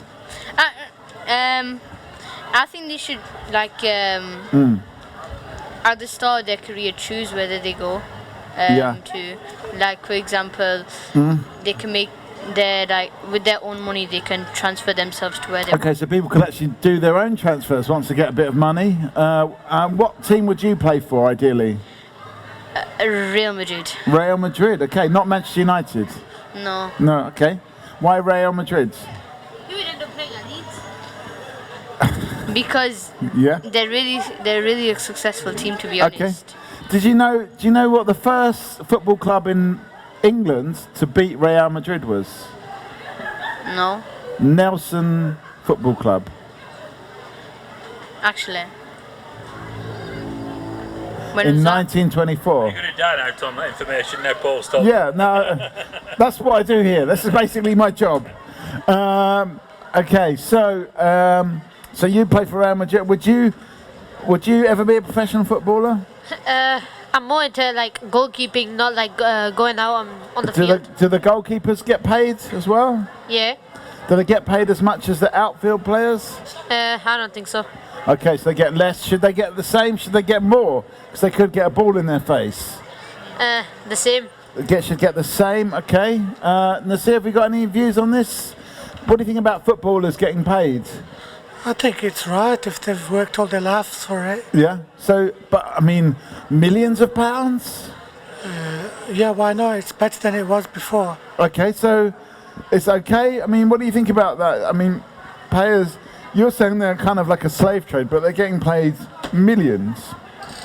Well, it's still a slave trade. They're still enslaved to the system. They've still got to do it. They spent by the time they're 33. Yeah. And that's it for the rest of their life. They're nothing unless they go into television. Right. Like Gary Okay. Lineker. Okay. And earn $1.5 million from the BBC. Okay. So, I don't know where we're going to go. Maybe we can talk about. I don't know. We can talk about jobs. We can talk about slave trades. Do we still have a slave trade, except it's changed into football? we could talk about the Palestinian football team. The Palestinian football team, okay. Is there a Palestinian football team? There is a Palestinian football team who play mostly Arab teams. Okay. Are they any good? They're very good, yeah. Yeah? I mean, is there an interest in football in Palestine? There is, yeah, very much so. Okay. Did you know that? No? I mean, would you play for Palestine? Well, I support them in what they're going through now, but I wouldn't play for them. Okay, you support them, but you wouldn't play for them. Okay, interesting. Okay. Whoops. What about you? If I had the chance, I would play for the team, yeah. I Yeah. don't mind. Okay. Would you play in goal? Yeah. Okay. All right. I mean, I don't know where we're going to go with this conversation. Any thoughts? Not really. So we've got on the table. We've got Palestine on the table. We've got the football team. We've got you like Marvel. That kind of got ignored that point, didn't it? About the Marvel. That goes back to Americans not having the feet on the ground and being fantasists. The whole Marvel thing and superheroes. Yeah. You're not into superheroes, are you? That's No, I'm not. No. Okay. So you've got Craig here thinks that it's not a very British thing. It's more of an American thing. Do you agree with that? Superheroes? No. You Actually, think yeah, it's more like well known in America. Like not many. Are there any British superheroes? Captain Britain in Marvel. Captain Britain. Okay. Come and join in if you. Oh, no, they've done their Talkaoke bit. Okay, so there is Captain Britain. What are you into superheroes? Yeah, I watch a lot of Marvel with him. At cinemas, mostly back when cinemas. What do you think about this point that there's not many British superheroes? There's only Captain Britain. What about a Palestinian superhero? Would there be what would a Palestinian superhero be? Yasser Arafat. Okay. Come on. Come and join in. So we have got. Let me just get this right. We have got Abdullah. We've got Craig. We have got Nasir. What is it? Daniel. Daniel. Oh, sorry. I thought it was Zaniel. And yeah. You already know my name. Yeah, but I've forgotten now. Just call me Mo. Mo. Okay. And we've got Mo. We're talking about superheroes. Craig's not that into superheroes because he's saying it's more of an American thing. And Daniel's mentioned that it's Captain Britain. You've got Captain Britain, so there are some British superheroes. But there is a Captain Britain. I think there's a Captain America. Yeah. Is there a Captain America? Yeah, but there is no Captain Britain. Is there no Captain Britain? There is a Captain Britain. Okay, well, we're not going to argue about point of facts. They haven't made a movie or show about him yet. It's only in comics. Yeah. Okay, so he's not a big superhero. Come and get involved in this. And then we talked about Palestinian superhero. Is there such a thing as a Palestinian superhero? Nasir says Yasser Arafat. But do we see Yasser Arafat as a superhero? What's your name? Tayyip. Tayyip. What do you think about this? Do you think superheroes mostly American? And is that a problem? You don't know? Are you into Marvel or superheroes at all? Marvel. Yeah, what do you think about it, Mo? Is it a problem that they're all American? Should there be a Palestinian superhero? Yeah. I mean, or any other nationality, because we've got. There is a Captain Britain. Okay, yes, there's a Captain Britain, but I mean, they're mostly American with American accents. Is that a problem? What do you think? It's not really a problem, but it's still fun to watch. Neither the accent or whatever, because at least you can understand it. The acting's really good too. Okay, so if there were lots of international superheroes, you maybe wouldn't understand what. Would you even understand a Captain Palestine? Would you understand what he was saying? Yeah. There should be more British superheroes. Okay, you think more British as well? Do you think it could be multiple nationalities? Yeah. Okay, what do you think about this? So this is maybe if you're interested in that, you could explain a little bit about this night, because this is your thing, isn't it? Yeah, it's happened lots of times before here in Nelson. Yeah. It's just another one of those nights. Okay. It's happening on the 3rd of July at Unity Hall. Okay. And the group of youngsters who are over have been over for a week now. Right. The school children who are over. Okay. That's the leaving do. Okay, so it's a kind of leaving do for some Palestinian school children. We need to get them around. We should have got them around when we were doing our Arabic Talkaoke earlier on today. You missed that. Yeah. Last time we did a Palestine charity event down Nelson Town Centre down here. Yeah. We raised like. Were you there with us? I think I was there. I did it. Some people did like food section. I did all the drinks, sweets for the kids, and we raised about loads of money. And why is it important to raise money for Palestine? Yeah, like there's like loads of war going on. Yeah. Houses getting destroyed. Right. All them. Yeah. Okay. Have you got any views on that? No, saving up for Palestine is actually really good because they've been under war for over 70 years. Since they're a Muslim country and like an Arab country and everything, they've got God with them.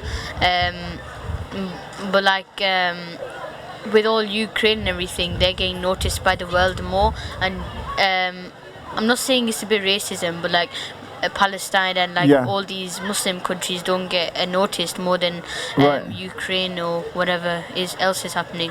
Okay, so we notice more about Ukraine than what's happening in Palestine. Do people agree with that? Well, isn't that actually because of racism? Yeah, well, he's saying it's not because of racism, but you think it is? I think it is, yeah. Yeah. Okay, what do other people think? Is it because of racism that we don't see Palestine in the same way as Ukraine, or we're not making as big a deal out of Palestine? What do you think? Nobody's really making a bigger deal out of it. Yeah. Like, because we got more than one Muslim country, like Somalia, Syria, and like Afghanistan. They've been under attack for over a long period of time, like over 10 years for each country. So they've gotten attacked more, and due to like the world, like Christianity, it's a good religion, don't get me wrong, but they don't really pay attention to the Muslim countries as well. Okay, so the Christians are not necessarily paying attention to what's happening in Muslim countries. There's a lot of Muslim countries suffering from war. Are there more Muslim countries suffering from war than Christian countries, would you say? You say yes. Okay, come and join in. We're talking about Palestine. Are people noticing more what's going on in Ukraine than in Palestine? Is that a bit too of a hot subject, maybe? Have you got any views on this? You've not said much so far? No. Okay, should we move the conversation on to something else, or do you want to carry on talking about Palestine? What do you think? You're not sure? What, Mo? What? Okay, what do you want to talk about? Come and join in. Come on, we need you. Come sit down. What's your name? Usaid. Yeah. Usaid, yeah. Basically, Manchester City, terrible team. Yeah. Terrible.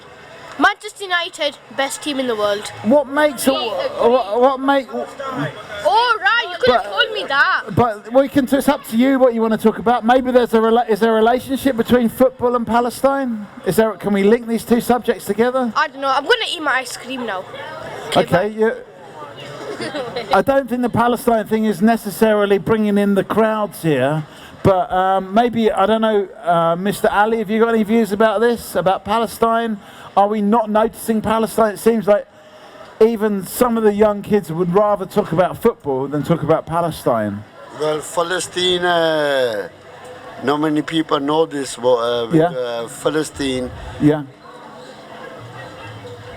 they're killing people there out there. So people are not, because Abdullah and Craig were both saying that it's because it's a Muslim country, or majority Muslim country, that people are not noticing it as much as Ukraine. Do you agree with that conjecture?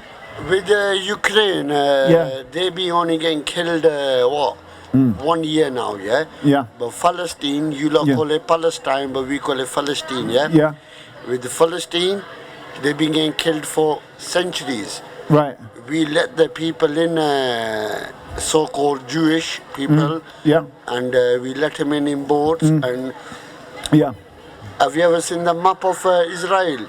Yes, I have. Yes. Have you ever seen the map of Palestine? Yes, I have. But you lot call it Palestine, we call it Palestine. Yes. Yeah, it's going smaller and smaller. Okay, so Palestine's getting smaller and smaller, and it's reducing. Are you concerned about this? Are you concerned about it? You're not really sure yet? Yeah. What about you? Are you concerned about the map of Palestine getting smaller? No. Not really. Don't know about that. Okay, I mean, are you concerned about the map of Palestine getting smaller? The map is getting smaller, the funding is getting lesser. Mm. They don't have the aiding. Yeah. They don't even have the aiding there. Is there anything we can do about this? There's lots we can do about Yeah. it. It could be brought into debate in government. Yeah. Come and have a seat. We're talking about Palestine. Is the Palestine problem being ignored as the map gets smaller? All right, give us a final thought before you go. Sit down. It don't have to. It doesn't have to. This is freedom. We can talk about whatever you want to talk about, really. Here. Come and sit. Come and sit down. Come and get involved in this. We'll give you a round of applause. Good man, brother. Tell us your names. My name is Adnan. Adnan and. Muhammad Kaf. What's it? Muhammad Kaf. What did he say? It says Muhammad Kaf. Okay. Can I just call you Mohammed? Is that okay? Yeah. So we've got Mohammed, we've got Adnan, we've got Daniel, we've got Abdullah, we've got Craig, we've got Mr. Ali, we've got Nazir. We're talking about Palestine at the moment. Is it getting ignored? Is it just because I've got the feeling that, even people that are behind it don't necessarily want to talk about it?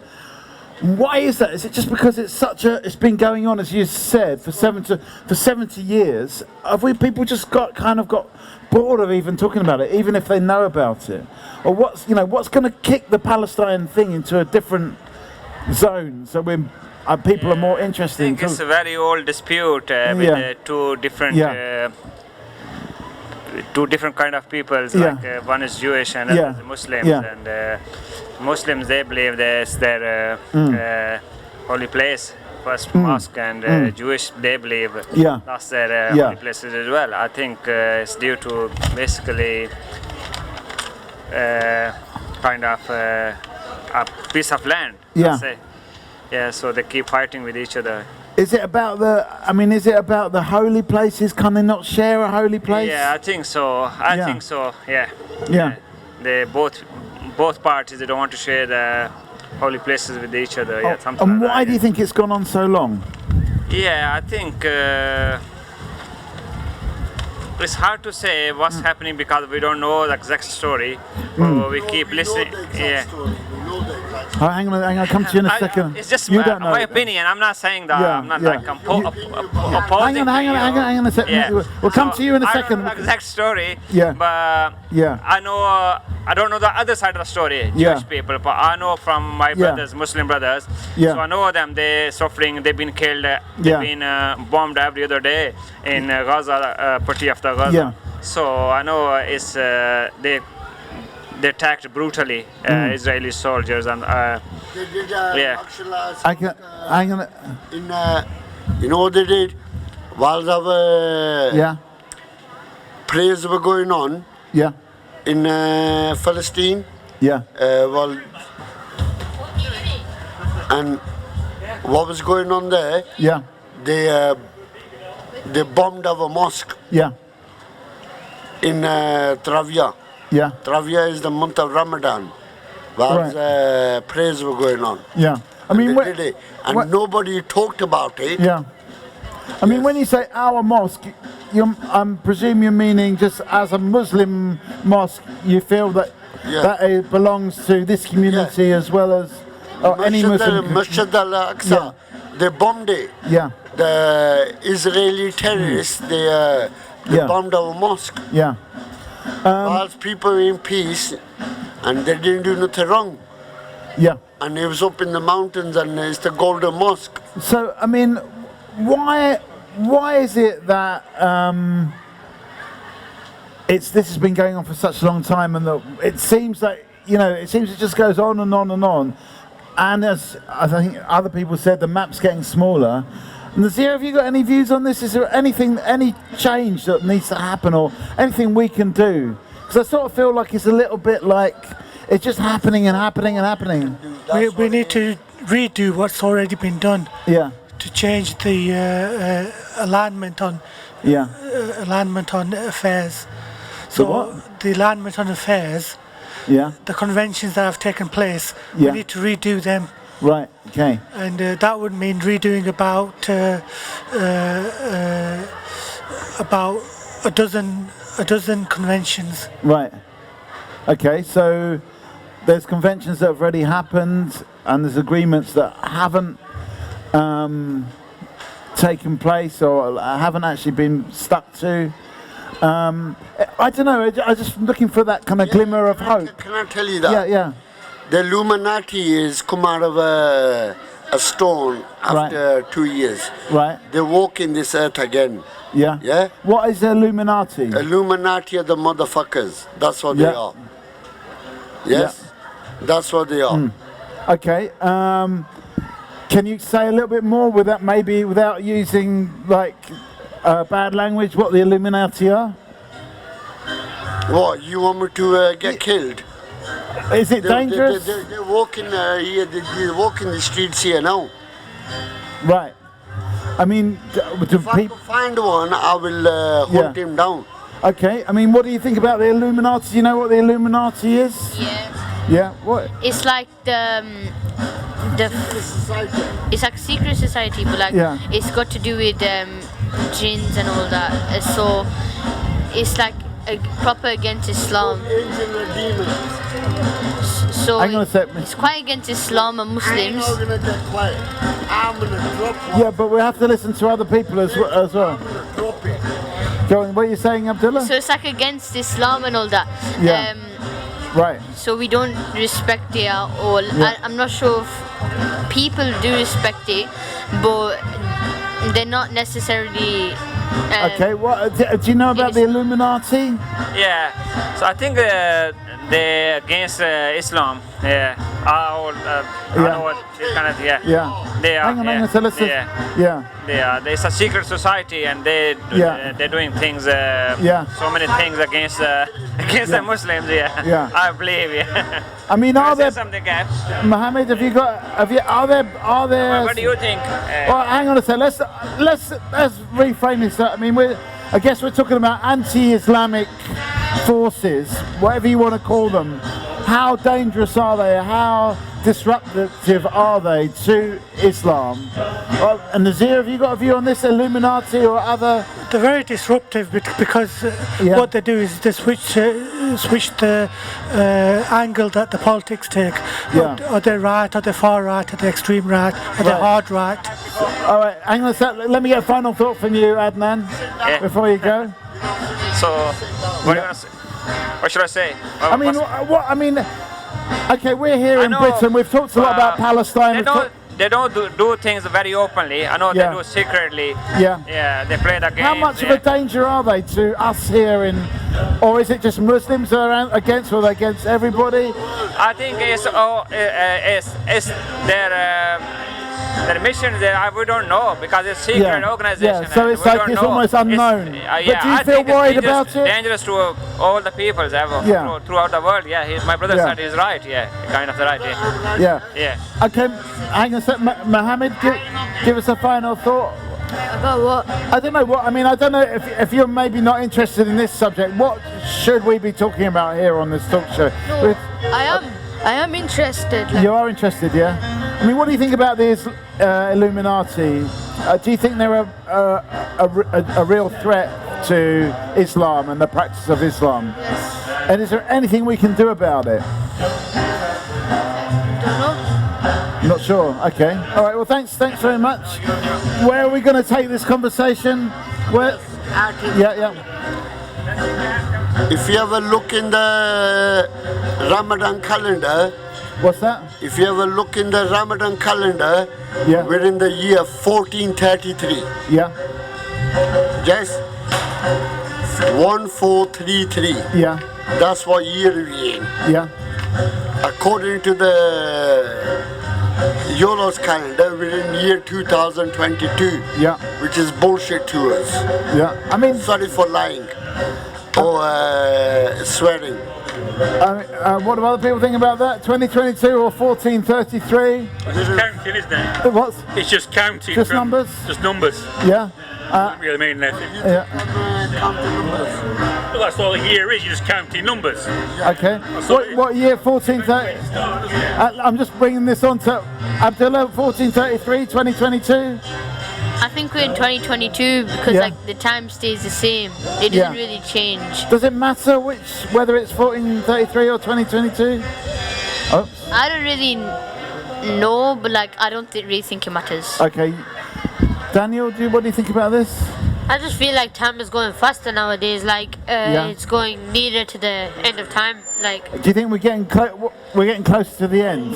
Yeah, because as Muslims, like we believe that there's 10 signs before the world ends. Yeah. And our Prophet mentions that like a week will feel like a day will feel like an hour, and an hour will feel like a minute, innit? Right. And like, if you think about it, most people feel like time nowadays is going faster. So we believe like time is speeding up and the end is coming soon.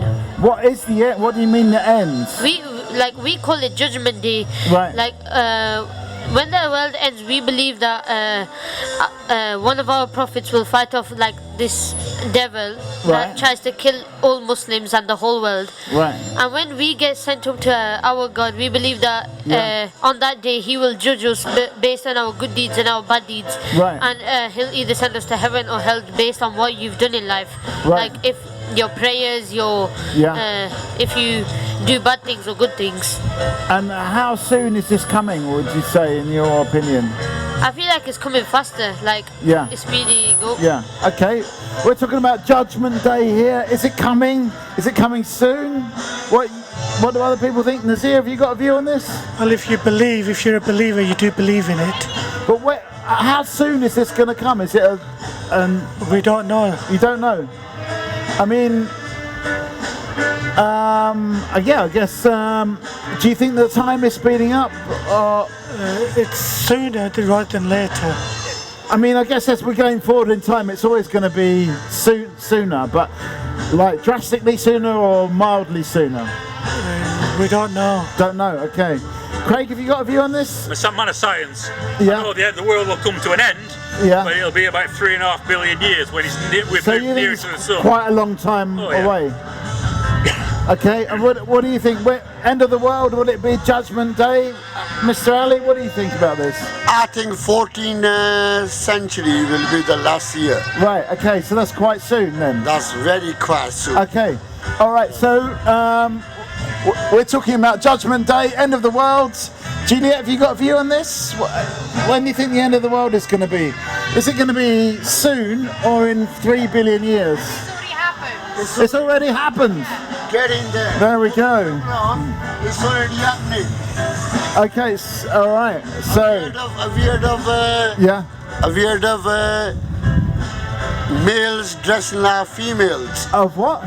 Males dressing like females. Okay, is that part of the end of the world? Yes, it's a science. Right. Okay. I mean, what do you think about that? Males dressing like females. Is that part of the end of the? We're talking about the end of the world. How soon is it going to be? No, don't know. Okay.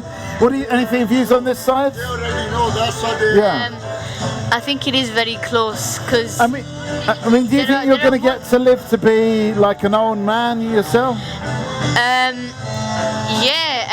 Inshallah, but we never know when we are gonna die. And the end of the world is probably very, very soon, to be honest. Yeah. Because according to our religion, is that when the end of the world comes, like we'll be able to see it. What are the signs? All the signs. What are the signs?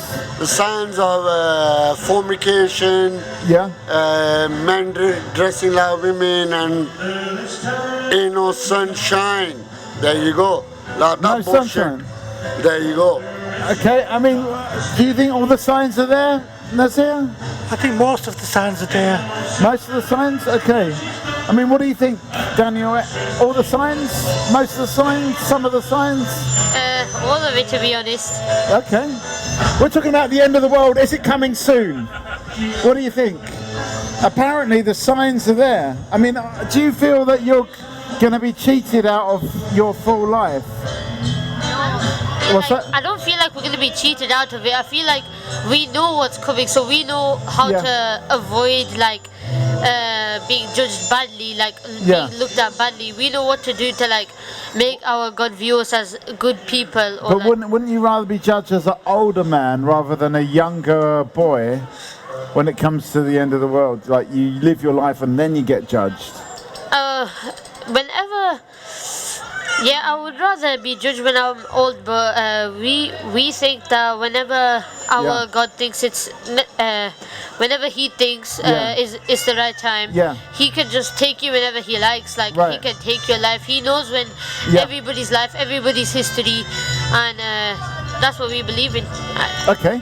I don't know where we're going to go this conversation. I mean, the end of the world is like a pretty big subject. Yeah. The Dajjal is walking this earth.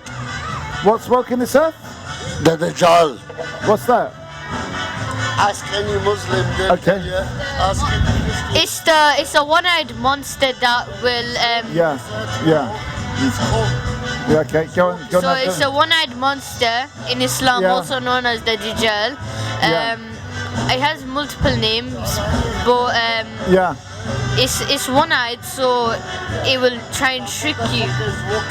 Yeah, and let Abdullah explain. You did ask him to explain it. It's very dangerous. It'll try and trick you. When it's the end of the world, it'll try and trick you. So water will become fire, and fire will become water. So everything will be switched around basically. So it'll try and trick you.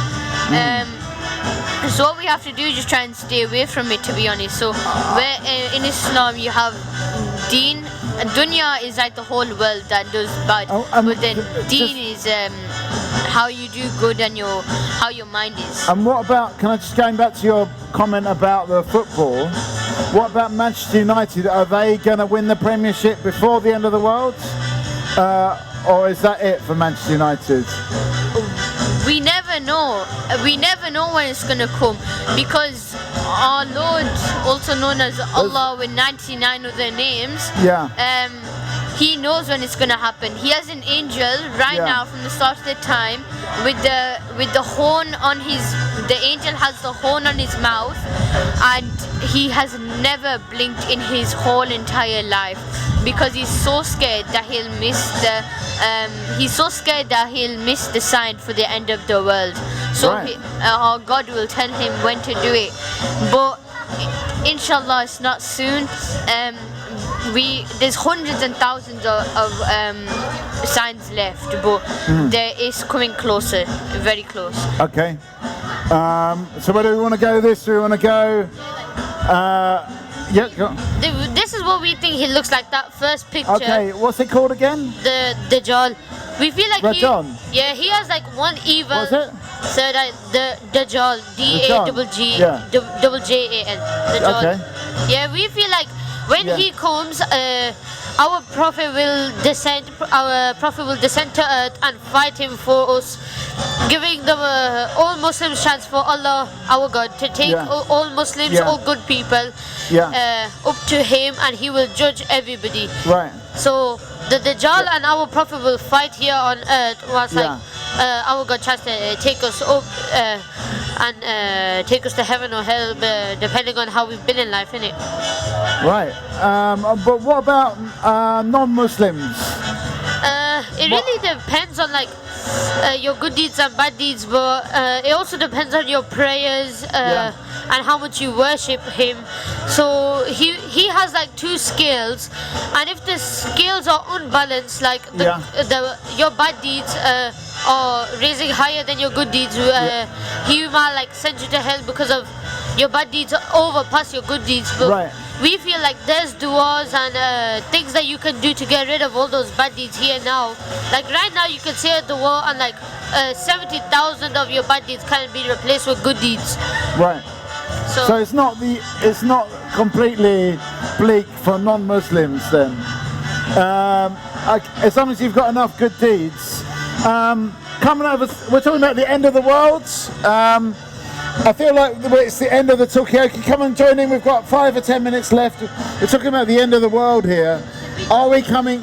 Abdullah is saying we're coming close to the end of the world. And other people have said it as well. What do you think? Come and join in. We've got Daniel, we've got Abdullah, we've got Craig, we've got Nazir. I'm Mikey. What's your name? Saki. What is it? Saki. And Daud. Well, I can't read. Daud. Daud. We're talking about do you think the end of the world is coming closer? Yeah. And give us an estimate in terms of years how long it's going to be. Around 3. How long? 3. 3? Yeah. Okay. That's surely not enough time for Manchester United to win the Premiership, considering the state of what's happening now. But Craig is saying 3.5 billion years. You're saying 3 years. Okay. What do you say? I think about 20. 20 years. Okay. Let's just go around the table and get an estimate. Nazir, give us a final thought before you go. Yeah, it'd be interesting to see more young people there from schools. So if you keep this, yeah, we'll show it to these guys as well. This is a Palestinian night. And if the 4 of you could come. Okay. How long do you think till the end of the world? Would you say? Till the end of the world, sooner. Soon. Rather than later. 20 years, 100 years. The final signs aren't here. What's that? The final signs aren't here. Okay, so soon. Anyway. The Dajjal is another word for the Antichrist. Okay, the Jan is okay. What channel is this on? What's that? What channel is this? This is on this here. We will put it online for you. We've got probably about 5 or 10 minutes left. So where do we want to go with this? Is there anything we should be doing, considering this? Yep. There's one thing that Daniel said that was wrong when he was talking about if the Christians go to heaven or hell or not. The truth is that in Islam, all Christians, they will go to hell, and all Muslims will go to Muslims can go to hell as well, but if they'll eventually go to heaven. But another thing a Christian can do to go to heaven is that before they die, if they're on their deathbed, they can read the Shahada, which is the prayer before becoming a Muslim. But is that fair to Christians? Well, it's all God's desire, so I can't really say if it's fair. Okay, so it's not up to you to say whether it's fair or not. What do you think about this? I think it's a bit. I'm not sure. You're not sure, okay.